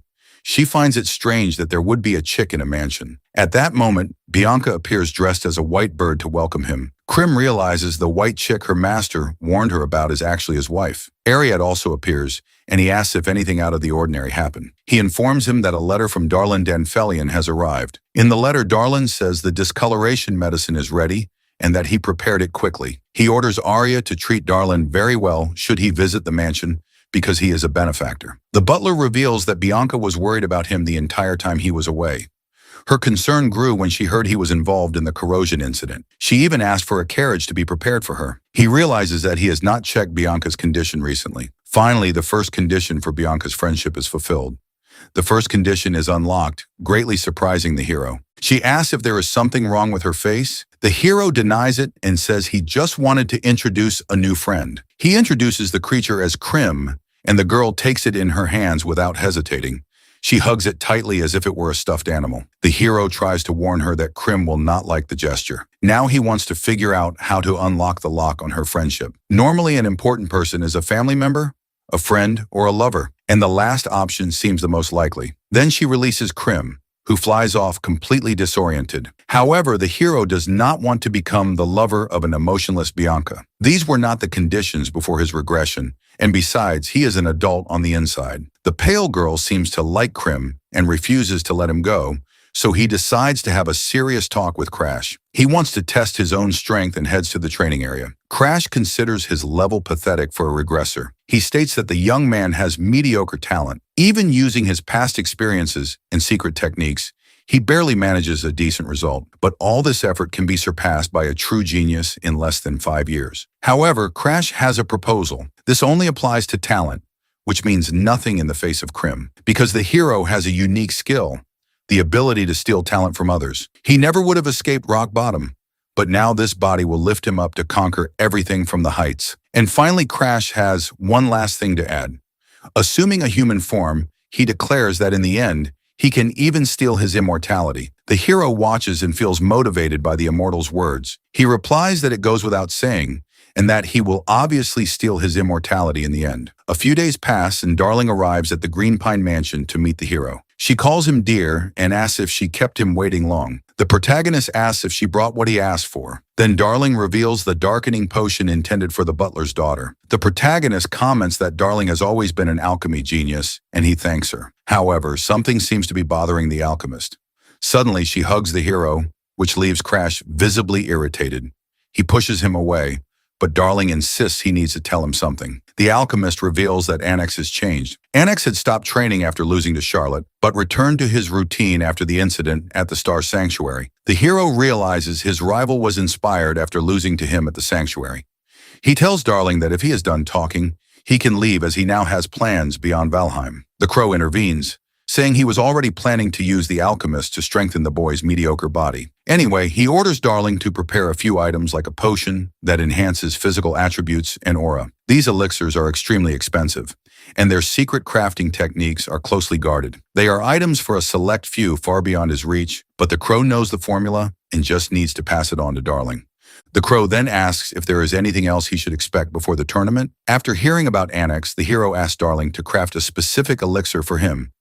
Darling asks if he has money for the materials, and the boy claims he will find a way using knowledge from his past life. The crow asks him to repeat the ingredients so Darling can write them down. The hero then begins to list the materials for the King of Alchemy. Darling is visibly confused by some of the components on the list. He begins to write down everything the boy says so he will not forget anything. The alchemist asks where he got that information, and the hero replies that it is a secret family formula. Darling says the only problem will be getting all the materials. He explains that it is impossible to get Sun Snow's core or the Golden Dragon herb. Suno's core is only found in the steep corrupted mountains to the north in Hardnart territory. The Golden Dragon herb is a phantom item that grows near Golden Dragon nests in the remote regions of the Empire. They could buy it on the black market, but if the Empire found out, the consequences would be disastrous. The hero decides that if there is no other way, he will have to find a black market merchant. Darling then suggests the Epiphania Empire's martial arts tournament for use under 15, where the prize is the Golden Dragon herb. The hero remembers he is from Valheim and that the Empire uses the tournament to gain political leverage against the Academy, which would complicate everything. Despite this, he claims to have a plan and says he will use his genius to execute it. The hero sees Darling with a potion in his hand and asks if he should drink it. As soon as he drinks the liquid, his hair begins to grow uncontrollably and he lets out a scream.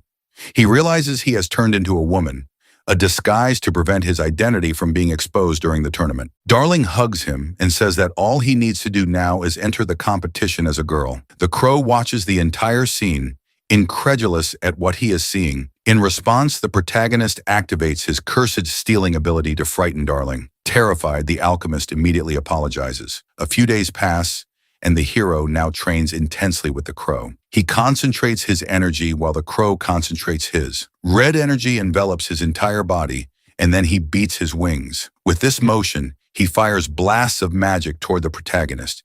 He senses the waves approaching, but keeps his eyes closed. Finally, he opens his eyes and prepares to defend against the magical waves. He uses his sword to protect himself, cutting through the advancing energy. With a series of swift movements, the hero manages to cut and deflect the blows. However, one of the attacks hits him and knocks him to the ground. Krim orders the training to end. The Pure Blade technique taught this time is a style that reads the attacks of high enemies to instantly comprehend their movements. Combined with his natural intuition and sixth sense, the technique leads him to the realm of clairvoyance. If he uses elixirs to strengthen his body, his movements will match his thoughts, and he will grow stronger. The crow announces it is almost time to leave. The protagonist gets dressed and asks if they should leave now. While carrying a potion, the crow asks if he remembered to bring what was requested. A few days prior, he learned that this medicine would make him undetectable since no magic can perceive him. The hero regrets not using this sooner instead of being turned into a woman by a prank. He was told the transformation would last for an entire day. This left him stuck in that form for a day. And even knowing Darling was trustworthy, the situation left him exhausted. Aliad, the butler, is already waiting for the hero when he arrives at the meeting point. He explains that he made an offer to Fluker, a merchant from the lawless zone who will help him enter legally. She is a merchant of corrupted species and will cross the border with him. Thanks to the butler, he can leave the mansion without any worries. The butler assures him that he can leave everything in his hands as everything will work out. He states that he will let absolutely no one enter, not even the head of the Valheim family. After Darling hands over the medicine for the discoloration disease, the young master says goodbye. The butler thanks him for curing his daughter, saying he can now die without regrets. The hero replies that if he is truly grateful, he must keep living and not dare to leave this world until he receives permission. It is a small price to pay compared to his daughter's life. In response, the butler begins to cry. He cries intensely and shouts that he will survive no matter what. Crash. Valheim realizes he can finally stop worrying about Aliad's betrayal, something that happened in his past life. Next, the protagonist goes to speak with Bianca. He thanks her for accepting his request. She says it has been a long time since she went home and that she will now get some rest, stating she will obtain the sun's snow fungus and then return. She will be waiting for him at the Green Pine Mansion when he finishes his mission.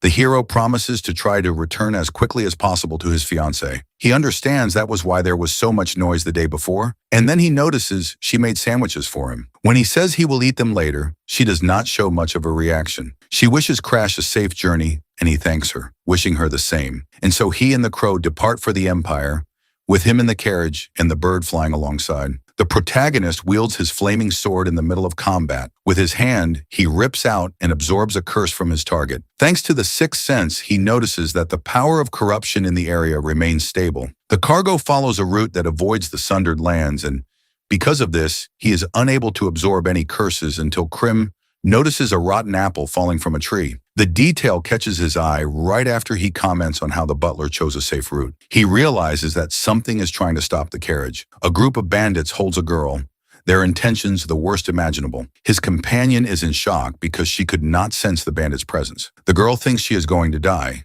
but something stops the bandit just as he is about to commit the act. A mysterious figure decapitates the aggressor, saving the girl from the imminent violation. The protagonist uses his purple magic emanating from his hands to eliminate the criminals. One of the bandits, shocked, asks who this brat is. The bandit leader orders them to eliminate the boy, and they all advance on him. They surround the boy with their weapons, shouting that he has no way to defend himself. The hero summons his great sword through a magic portal, surprising everyone. He begins to slice through his enemies, eliminating the bandits with extreme ease. He cuts down another, running his sword through the man's head and ending his life instantly. He faces the lead bandit with a look filled with hatred. The bandit realizes this is no ordinary boy, and fear begins to take hold.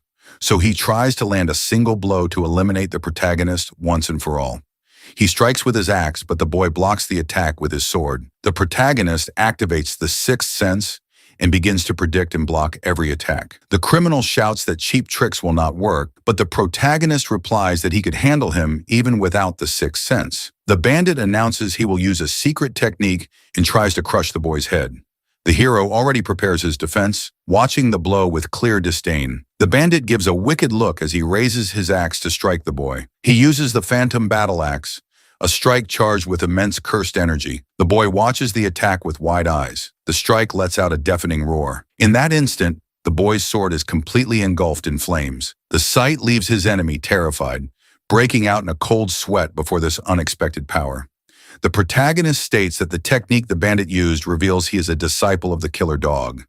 He claims to be a disciple of the mad dog, Belakanin, an assassin who pledged himself to the service of the world corruptor alongside the white demon Bianca. His mission was to infiltrate Stardan and eliminate many people, but Charlotte Valheim eliminated him first. With his flaming sword, he severs the bandit's arms. As a result, Charlotte gained fame throughout the Empire, and the infiltration of Stardan was delayed. This makes the protagonist wonder why Belakanin's subordinates are already in the lawless zone. He considers their appearance premature and defeats one of the mad dog's pupils, setting the man's body on fire without hesitation. A bad feeling about what is to come overwhelms him. He decides to take the golden dragon herb and flee as quickly as possible. They arrive at the imperial capital, Sun. A wooden sign indicates the registration site for the martial arts tournament. A crowd gathers to compete in the tournament. The sight of the crowd excites the fourth princess of the empire, Epiphania. She expresses a desire to take everyone to the Ron Academy, but her attendant warns her that His Majesty would be angry.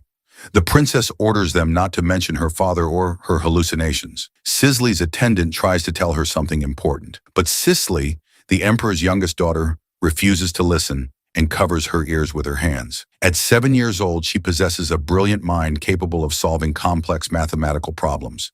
Her talent is so great that many believe she can rewrite the history of the empire, a fact that is reported to His Imperial Majesty. This is how she discovers her position as an imperial candidate. Getting involved in the dispute for the throne with a fragile upbringing means immediate elimination. To survive, she needs to make everyone around her lose hope in her. So Sisley uses her brilliant mind to play the part of a completely out-of-control daughter. In the end, even those who once praised her intelligence end up giving up on her. They begin to get annoyed with her inappropriate behavior and disregard her as an imperial candidate. Her attendant notices the act, but believes she is overdoing it lately. She becomes fascinated with Crash, drawn to his narrow eyes and his dark aura. The crow on his shoulder also enchants her.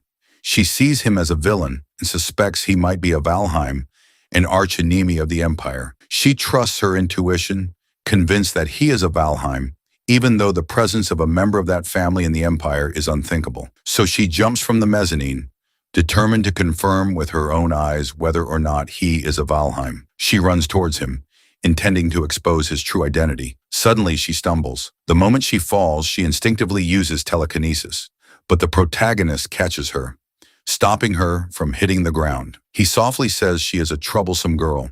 He warns her to watch where she is going and not to trip again. She thinks that his calm tone and gentle attitude are a sign that he knows exactly who she is. The hero signs up for the martial arts tournament and looks for an inn to rest. The first one he finds is completely full. The second one is also packed with other tournament participants. A third inn also has all its rooms booked. That's why he decides he will sleep on the street that night. As he thinks about this, he hears an old woman's voice calling out to him. She says he can stay at her house since he has nowhere to stay for the tournament. The woman smiles sweetly and looks harmless.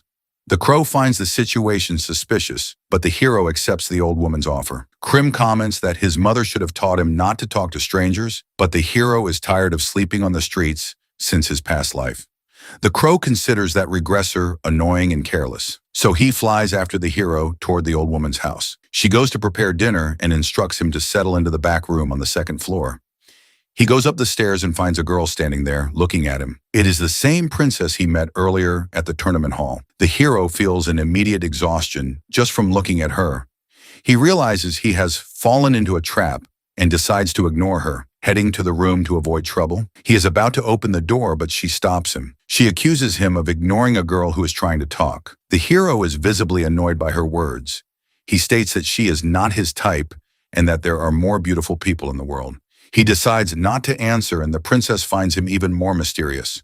She follows him down the hall, chattering nonstop. The hero gets irritated and orders her to stop following him. The girl insists they will have dinner together and that she wants to know more about him. The hero refuses to talk, saying he is not in the mood. She asks if he is being serious.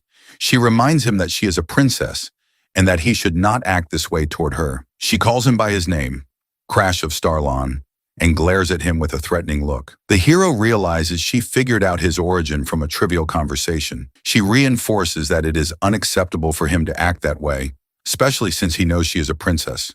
She calls him by his real name. A deep sense of unease takes hold of him. He denies knowing what she is talking about and treats her like a child who should finish her dinner and go to bed. She questions him, asking who he is calling a child. Her attendant asks the princess if that young man is really from Styron. The princess replies that while the language is the same, Styron has a unique intonation and pronunciation, free of the empire's accent. Noticing such a subtle difference is a feat only the princess could achieve. Her mind can analyze details an ordinary person would miss. His reaction confirms that he knows her well. The princess has an ability akin to a mind's eye. She declares that things are about to get interesting and orders them not to capture or interrogate him. She then asks if there has been any news about her sister, and the attendant confirms that everything happened exactly as the princess predicted. The third princess, Sigrun, is a completely different person than she was a year ago. Something about her is not right. This change frightens the princess, who senses imminent danger. That bad feeling was right. At this rate, The first and second princes are in grave danger. Sadness consumes her, for a rain of blood is about to fall upon the imperial palace. Meanwhile, the hero eliminates bandits with brutal strikes. A single punch is strong enough to send a man flying through the air. He takes down all his enemies with overwhelming force, and with the preliminaries over, the four victors withdraw. Everyone's attention turns to the narrow-eyed man, a possible resident of the underworld, always accompanied by a strange crow on his shoulder. His dark expression is because of the girl who has been bothering him since yesterday. He is annoyed that he failed to extract any information from her during their brief conversation. Still, he feels a certain sense of relief. The encounter did not affect his performance in the preliminaries, where he defeated multiple participants at once. The preliminaries pit teams of 100 against each other, with only the top 4 advancing. He won with an absurd difference in power. Someone approaches and comments on the suspicious crow on his shoulder, confirming the rumors. The hero finds the bandaged man's approach strange. The man who looks like a mummy identifies him as a member of the infamous family of assassins, the Night Crows. The Night Crows are not part of the Empire and are feared as the most dangerous force in the underworld, having played a role in the fall of nations. He claims that as an outsider, he does not know everything, but he has never heard of a member of that family joining the academy, and says the man is mistaken. The bandaged young man says he does not care who is behind him, as he only wanted to connect with other residents of the underworld. He formally introduces himself to the Night Crow and then runs off. After the brief conversation, the stranger hurries away.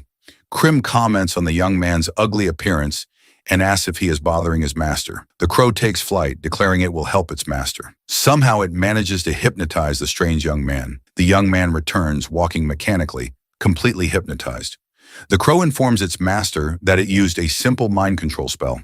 He summons the crow to answer a question of utmost importance. He asks what happened to the Night Crows and learns they recently fell into a destructive spiral. His presence at the martial arts tournament was a direct order from his new master, the same one who led them to ruin.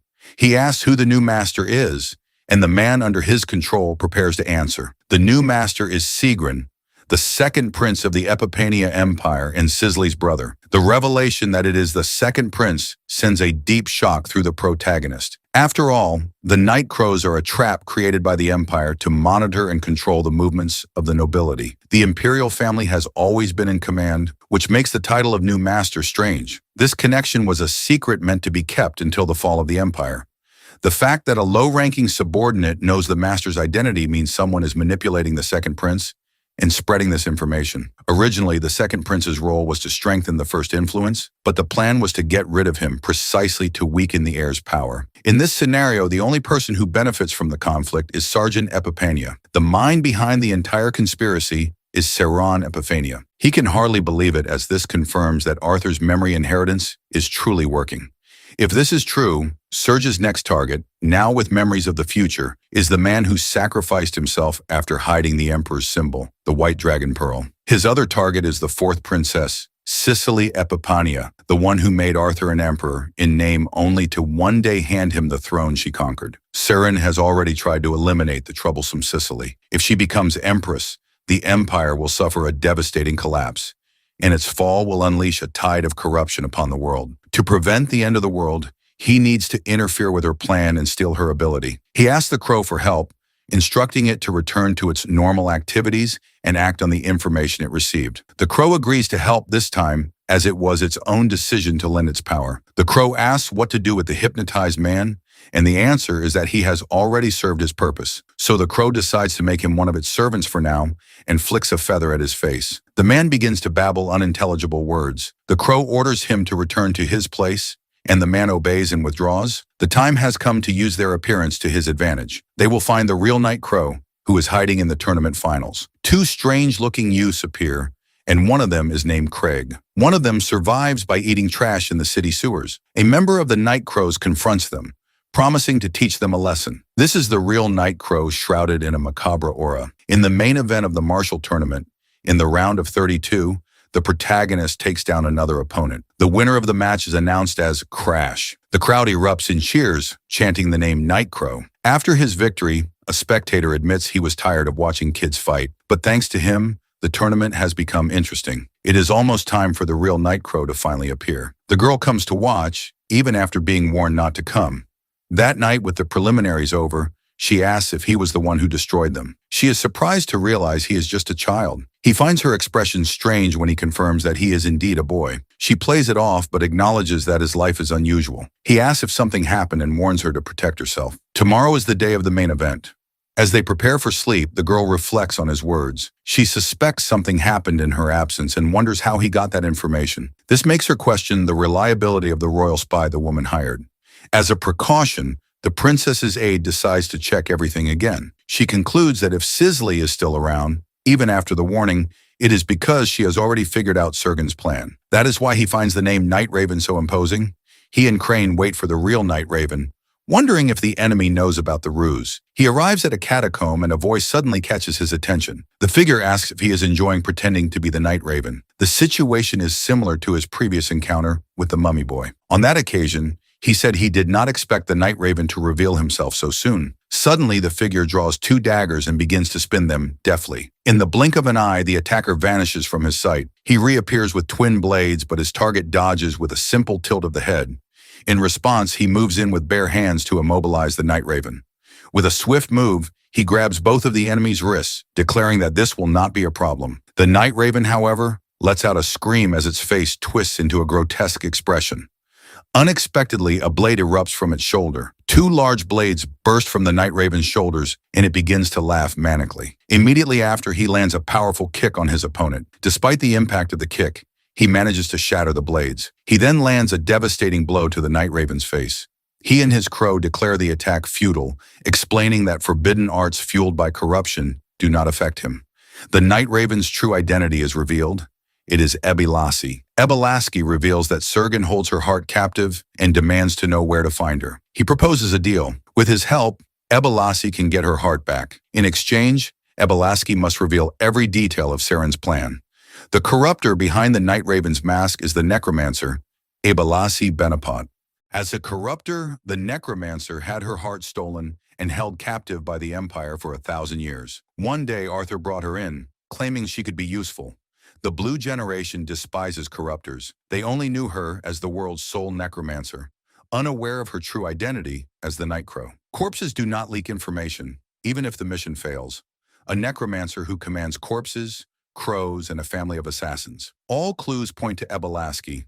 The Night Crow's identity was unknown as the target was eliminated while still at the academy. She disappeared, possibly captured by Arthur. Dealing with her requires an aggressive attitude, a brute force approach that kicks down doors. She gets cocky easily, so he intimidates her to keep her in line. He orders her to face him, and she reminds him of his promise to find her heart. He replies that he first intends to demonstrate his abilities in person.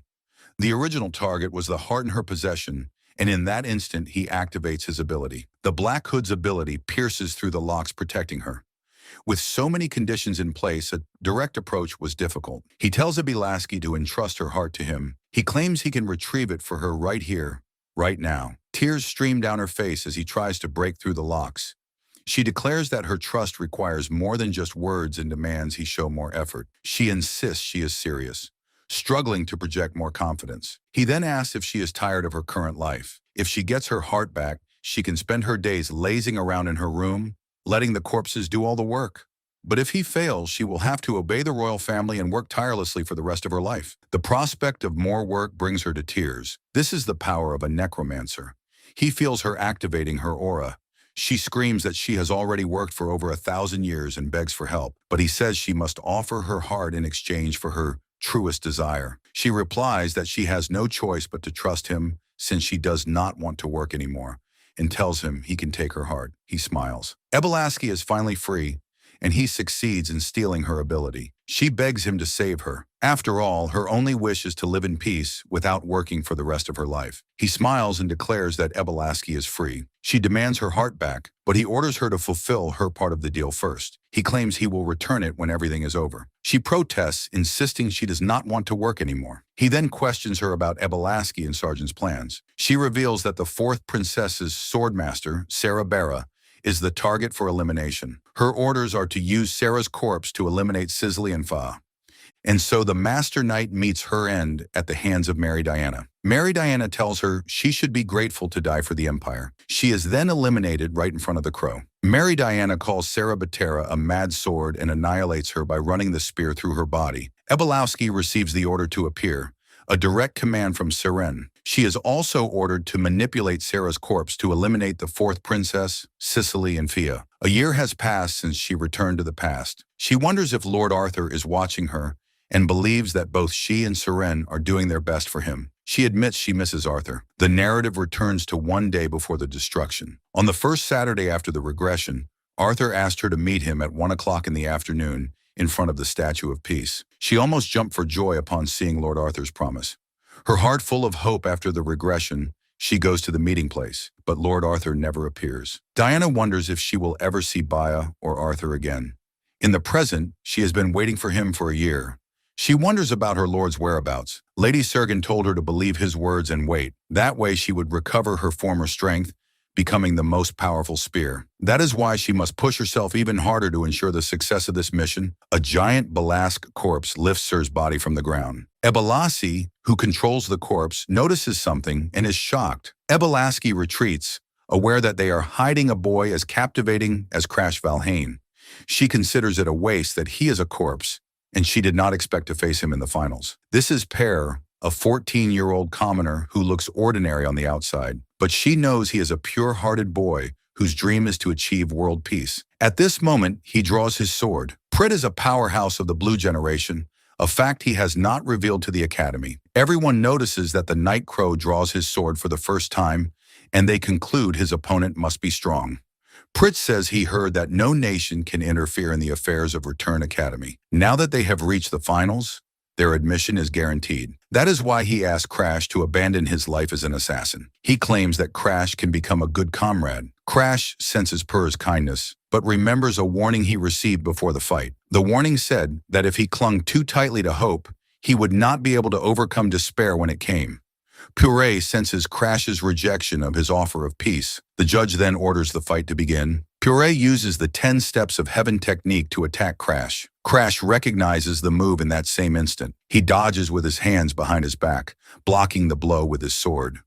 Purre realizes his feint has been completely deciphered. It is as if Crash understands his entire swordsmanship in a single instant, and all his attacks are blocked. Ped's expression is that of someone who has just seen a ghost. After all, he is facing someone who has already died once. Crash watches Purre and remembers that he grew up in a region where it snows all year round. It was there that he developed steps that imitate gliding on ice. There he also created the 10 steps of heaven technique. His potential is comparable to that of Annex Glazer. Crash places the sword at his neck and advises him to get stronger.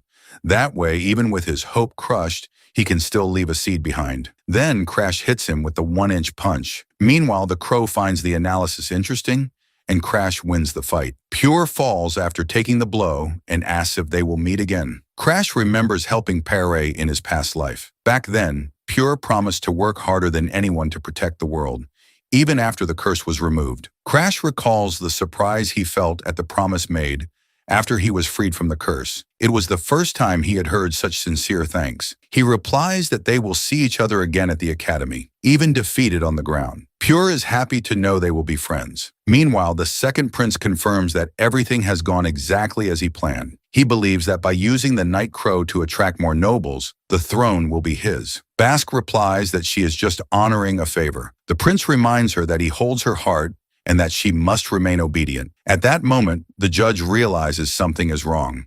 A group of people approaches, interrupting the event. The judge warns them, reminding them that the second prince is present, but the newcomers announce that this is an official matter. They are the Black Dragon Knights. Everyone wonders about the presence of the order responsible for punishing criminals. Lady Diana then declares the arrest of the second prince on suspicion of involvement in the murder of the fourth princess, Cicely Epiphania. He is detained immediately and begins to question the reason for his arrest.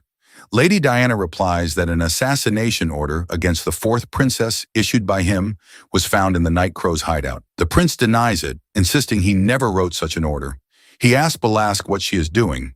He then demands that she eliminate the bastards who are framing him. At that moment, Sarah Beater appears with Cicely, proving that none of them were eliminated. Sarah states that they should forget the murder accusation. After all, not even the shadow of an assassin was seen, and everyone believed they were dead, which leaves Diana in shock. She realizes that Cicely, Ephania, and Sarah are still alive. Stunned, Diana wonders what is happening. On the night Sarah was supposed to be eliminated, Cicely's intuition proved correct. Cicely warns Sarah that they cannot trust the royal spy they hired. For this reason, Sarah decides to check the information again. Hearing the warning, she finds it impossible that the spies inside the palace could betray them. Still, a bad feeling overcomes her, and she goes back to speak with Her Highness immediately. The crow offers Sarah Batera the temporary power of immortality in exchange for her life force. The voice of Crash's crow echoes directly inside Sarah's mind. In that instant, she is consumed by the curse of immortality. Her eyes reveal that she has acquired the new ability. A terrible headache hits her, and she wonders what the crow has done to her. Then Lady Diana appears. At the exact moment she thinks she should fake her death, Mary Diana appears before her. Mary Diana pierces her abdomen with the tip of the spear. If the crow had not granted the power of immortality, neither she nor Cicely nor Surly would be alive. For this reason, Sarah orders the arrest of the vice captain of the Black Dragon Knights on charges of espionage. Mary Diana realizes her entire plan has collapsed. She had brought the Black Dragon Knights, convinced that they were all already dead. Then Sarah decides to put an end to Diana and draws her sword. She advances on the woman and her knights. Diana watches the vice captain get killed before her eyes and wonders how it all ended up like this. She had ordered Ebelask to eliminate Sarah. Afterwards, they would use the corpse to attract and eliminate Ciri and Cicely. Yet here they are, acting as if nothing happened. The discovery of the spies and the Black Dragons proves the fourth princess already knew everything. That is exactly why Sergun tried to eliminate her. If she stays alive, she will become an even greater threat in the future. Diana decides to eliminate her right here and now and materializes Ebelask's heart in her hand, making the knight scream that she is a monster. She begins to squeeze the heart, forcing Ebelask to eliminate the fourth princess immediately. Suddenly, the heart disappears from her hand. She immediately notices its absence and searches her waist, but the heart is gone. She not only failed to eliminate the fourth princess, she also failed to capture the second prince, and in the process, she lost Ebel's heart. In the end, everything Mary Diana did was in vain. The realization of her complete failure leaves her dark and desperate. Now only one option remains: to eliminate the princess with her own hands. With everyone distracted by Ebelask, she sees her only chance and advances on the princess. Then she leaps and the ground shatters beneath her feet. She uses the absolute speed technique. At maximum acceleration, she charges with her spear directly at Surly. She attacks with full force, determined to eliminate the princess. However, someone blocks the attack with a sword, and their energies collide in a direct clash. Sarah Beta recognizes the man immediately. It is Crash Valheim. Mary questions how a mere corpse managed to stop her acceleration. He replies that her simplistic way of thinking has not changed at all since their past life. Shocked, she demands to know how he knows her. The second prince does not understand what is happening, but he realizes that this is his chance to escape. In that moment of distraction, Mary is captured. She is arrested by the Black Dragons on charges of attempting to assassinate the imperial family. Her arrest is announced publicly, and she is consumed by rage. Even with her plan exposed, she should not have committed such a reckless act. In desperation, she cries out for help to Sirin and Arthur. The princess and Sarah ask if Crash is all right, but he admits that he is not. He admits he barely blocked that attack. Even with his black flames, his power is still far from the master level he once possessed. Immediately after, orders are given to investigate possible accomplices. Taking advantage of the confusion, they leave the scene. Before leaving, he warns Cicely to be careful. He advises her to watch her own brothers, and then leaves with Ebelask without even treating his wounds. Sarah Bera asks what he was talking about, but Crash leaves before Cicely has a chance to thank him. Crash says he is going to the academy, and Ebelask replies that she will accompany him to repay her debt. She hands him the golden dragon herb he asked for, and asks if he has any idea how difficult it was to obtain. With the confrontation over, he returns the heart to Ebelasi. She really thought he would force her to serve him forever. She states that he is different from the other corruptors because he did not use the power of corruption to block Mary's attack. His black flames are born from the high concentration of poison in his blood. That is why she believed him, thinking he was also a corruptor, and that perhaps she had judged the others incorrectly. In that moment, the conversation is interrupted by a message from a subordinate, and the crow warns him. The warning is about his fiancée, Bianca. Something has happened to her. The news confirms that something suspicious has happened to his fiancée. The message from a subordinate in Hardened Hearts reports that a clan of assassins has invaded the mountains. His fiancée was there at that exact moment, and now she is missing. This explains the bad feeling he had upon meeting the disciple from the assassin clan. He tells Ebilasi that his fiancée is in danger, and that they must leave for Hardened Hearts immediately. Ebilasi questions him, surprised that a corruptor like him could have a fiancé. She remembers that the girl from the clan lives in Hardened Hearts. She heard rumors that the youngest Valhan's son was engaged to someone from Hardened Hearts, and cannot believe anyone would marry the daughter of such a troublesome family. But the truth is that he is not a world corruptor. He reveals that Claude is not his real name, and introduces himself as Crash Valhan, the youngest son of the family. The shock is so great that she drops her heart on the ground. Hearing the surname Valhan, she realizes he is the family's famous useless son. She cannot believe Claude was a Valhan all along. Meanwhile, in the territory of Hardened Hearts, a temporary camp stands in the mountains. Lady Jenica Harden, the family's second daughter, regrets her decision. If she had been honest about having the son Snow Mushroom, Bianca would have never climbed the mountain. Someone asks her why Lady Bianca went up the mountain. Jenica explains that Bianca could not find the mushroom in any market. That is why she decided to search for it herself and climb the mountain on her own. Days earlier, Jenica told Bianca that the useless Valhan wanted the mushroom and that she should just go home. But Bianca ignored the warning and continued her search. With a blank expression, Bianca turned to her sister and stated that Crash was not useless. Annoyed, Bianca asked why Jenica was following her, saying she should have left the search to the others. In response, Jenica offered her the Sun Snow mushroom. She said that this way they could both finally go home. The truth is that Jenica has always hated Bianca. Bianca in turn simply apologized. Her body trembled as she said it was all her fault. In that instant, the mad dog appeared. Jenica froze, paralyzed by the creature's malevolent presence. The killer reveals himself to everyone. His axe tears through the air above the field. With a single swing, he cuts down several men, tearing their heads from their bodies.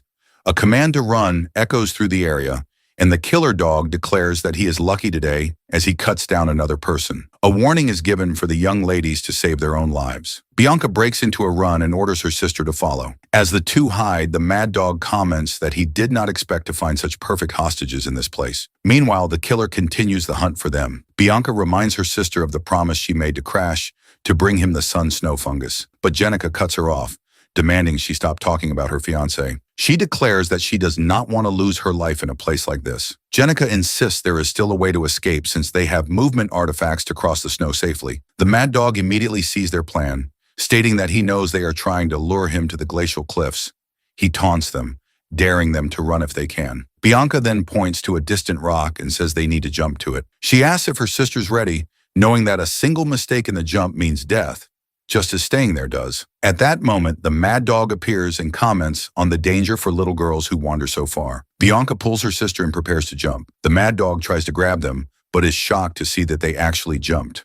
The killer wonders if they have gone mad, and then he spots the rock just below the platform that allowed them to survive. He finds the situation extremely amusing and begins his descent to reach them. Bianca asks Jenica to trust her, assuring her that everything will be all right. Jenica is in a state of shock. Bianca leaps directly at the killer dog in midair. The two collide and she knocks him off the cliff, saving her sister. Certain that Bianca is dead, Jenica tells this story to everyone. She says that was the last time she saw Bianca. The search party replies that the place where she fell has a thick layer of snow. Therefore, there is still a chance she is alive. But Jenica continues to blame herself. She thinks that if she had not suggested the cliff route, Bianca would never have had to sacrifice herself. If she had been honest about the fungi at the mansion, they would have never encountered the killer. Someone then tells Lady Jenica that Bianca must be alive somewhere. The hero listens to everything in silence, while Jenica tells the young man to stop talking nonsense, as a week has already passed. She argues that even if Bianca escaped the killer, she is someone who spends most of her time reading books. There is no way someone like her can survive alone in the mountains. Far away, Bianca lies in the snow, calling for Crash as her body trembles from the cold. Even in pure desperation, her only wish is to see her fiancé again. Her sister always said she would not survive in the mountains. After all, a person who only read books would have no way to withstand that environment. She mutters the name of her husband, Crash. She opens her eyes extremely weak and realizes she fell asleep again in the freezing cold. For days, she survives only on nuts and the warmth of the solar snow fungus. and her body reaches its limit. After falling from that killer cliff, she keeps climbing to higher places in search of help. Eventually, she reaches a warm place where the solar snow fungi grow in abundance. She collects several fungi that emit natural heat and uses them to survive the cold. In an unstable cave, she keeps herself warm and hidden. Surrounded by the fungi and guided by a survival book, she manages to treat her wounds, but the cold, pain, and hunger drain her stamina, and she does not know if she can hold on for much longer. She clings to the hope that a rescue party is looking for her, remembering the promise she made to Crash. Finally, the killer dog finds her. He announces that her journey ends there, but the girl does not even notice his presence. Apathetic, she wanders aimlessly until she finds a nut, which she picks up, thinking it was hidden by a squirrel. In that instant, an axe flies in her direction and hits a tree right behind her. The girl turns and sees the giant tree falling towards her. The tree collapses with a deafening crash. The impact throws her forcefully against the snow. Stunned, she wonders what happened, but realizes she is alive. Her expression remains empty after the attack, and her indifference bothers the killer. The killer dog did not expect Vaughn's fiancée to be so much trouble. He reflects that if she had acted like a hostage, she could have gone home in one piece. He grabs her by the neck and notices the hair ornament, a valuable piece that would fetch a lot of money. Her only thought is to go back home to her husband at the Green Pine Mansion. She remembers the happy days reading while Crash trained and how the time with him awakened new emotions. Even someone like her who thought herself emotionless felt happiness, and now the tears come. She understands now how precious those days were and regrets not realizing the comfort of that life sooner. She whispers that she wants to see Crash, and at that moment he appears behind the killer. He delivers a swift blow that forces the man to release his fiancée. He takes Bianca in his arms and says she did well, asking her to leave the rest to him. She is happy to see him, but she is too weak to react. He entrusts Bianca to care and removes his hood. As he had told Balask, he could not interfere, and his servants were not strong enough to fight. His first move is to rescue Bianca, moving her away from danger. He repeats that now she can leave the rest to him. Bianca thanks him, relieved by her husband's arrival. He removes his hood to cover Bianca, and in the same instant draws his sword to face the wolf. The crow states that it has no obligation to help.